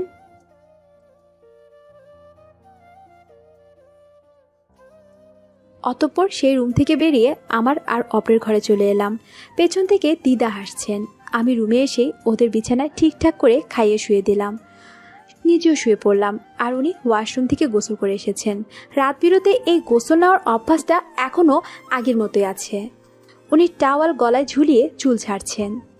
তারপর আমার পাশে হাত বুলিয়ে দিতে দিতে বলল, কি হয়েছে আমার বউটার? আপনার জন্য আমি মামুনির কাছে থাকতে পারিনি, সব দোষ আপনার। আহা, এত রাগ করতে নেই। আমি যে এতদিন একা থেকেছি সেটার কোনো দাম নেই, তাই না? আমি চুপ করে আছি। উনি হঠাৎ রেগে বললেন, তোর কি আমার কাছে থাকতে ভালো লাগে না? ও, লাগবে কিভাবে? তুই আসলে যেরকম দেখাস সেরকম তো নোস। তুই তো অন্য কাউকে ভালোবাসিস, সেজন্যই তো আমার সন্তানদের মারতে চেয়েছিলে। মানে? তোর একটা বয়ফ্রেন্ড আছে না, যার সাথে তুই থাকতে চাস? কি আজব উল্টোপাল্টা কথা বলছেন কেন? উনি ওনার মোবাইলে নিয়ে আমাকে কিছু মেসেজ দেখালেন, যেগুলো আনিশাপু বলেছিল। আমি হাসতে হাসতে বললাম, সিরিয়াসলি আপনি এত বোকা? খুব হাসি পাচ্ছে। পাবেই তো, কারণ এই বিষয়টা আমি ভুলে গিয়েছিলাম। এটা আনিশাপু ছিল, যিনি আমার বয়ফ্রেন্ড সেজে আপনার মাছ থেকে পাগলামির ভূত সরিয়েছিল। আর দেখুন আপনি সত্যি সত্যি এগুলো বিশ্বাস করে কেমন করে আমাকে আর আমাদের বাচ্চাদেরকে মেনে নিলেন। সব কিছু ইলহাম আর আপুর প্ল্যান ছিল। উনি বোকা বনে গেছেন। ভাবতে আমি হাসি চেপে রাখতে পারছিলাম না, হেসেই দিলাম। উনি গাঢ় নিঃশ্বাস ফেললেন, মনে হচ্ছে বুক থেকে বহুদিনের চেপে দেওয়া পাথর নামালেন। আমার দিকে নেশা ভরা দৃষ্টিতে তাকিয়ে আছেন, আমাকে জড়িয়ে ধরে গলায় নাক ডুবিয়ে বললেন, আমি কিন্তু বিশ্বাস করি না এসব, কিন্তু একটা ছোটখাটো সন্দেহ ছিল। যদি সত্যি তুই এরকম করতে তাহলে আমি পাগল হয়ে যেতাম। তুতুন পুতুন আব্বুকে আর দেখতে না তুই। আচ্ছা, সেদিন হসপিটালে ফিটিং করানোর সময় আমাকে সবাই তাড়িয়ে দিল কেন? আমি তো তোর বরই। ওনার কথা শুনে আমার চোখ বড় বড় হয়ে গেল। এসব কি বলার কথা ওনাকে? আজব লোক। ইস, কি লজ্জায় পড়লাম রে বাবা। আমি হুট করে বিছানা থেকে নেমে পড়লাম। উনি বলল, কি হয়েছে? আমি যাচ্ছি, দিদার ঘরে থাকবো, বাচ্চাদের আপনি খেয়াল রাখবেন একটু। আমি আর কিছু বলতে যাব তার আগেই আমাকে কোলে তুলে নিলেন। আমি হাত পা ছুটছি নামানোর জন্য, কিন্তু অসবরটা ছাড়ছিলি না। পকপক বন্ধ কর, নইলে আছাড় মারবো। এতদিন থেকেও আশমেটে নিয়ে পা কেটে রেখে দেবো। বলে বিছানার উপর ধপাস করে ফেলে দিলেন আমায়। উফ, তুই কি বোকা ইরু, এত লজ্জা পর কি আছে? আর আমি তো দেখেছি কিভাবে ফিডারিং করাস। আমি চোখ বড় বড় করে বললাম, মানে আপনি এসব কি শুরু করেছেন? নিশ্চয়ই লুকিয়ে লুকিয়ে, তাই না? এখানে রোমান্স? লাগামহীন কথাবার্তা বন্ধ করুন তো। তাহলে আমার ইচ্ছেটার কি হবে? উফ, সরুন তো, সব সময়। ভয় পাচ্ছিস নাকি? মোটেও না।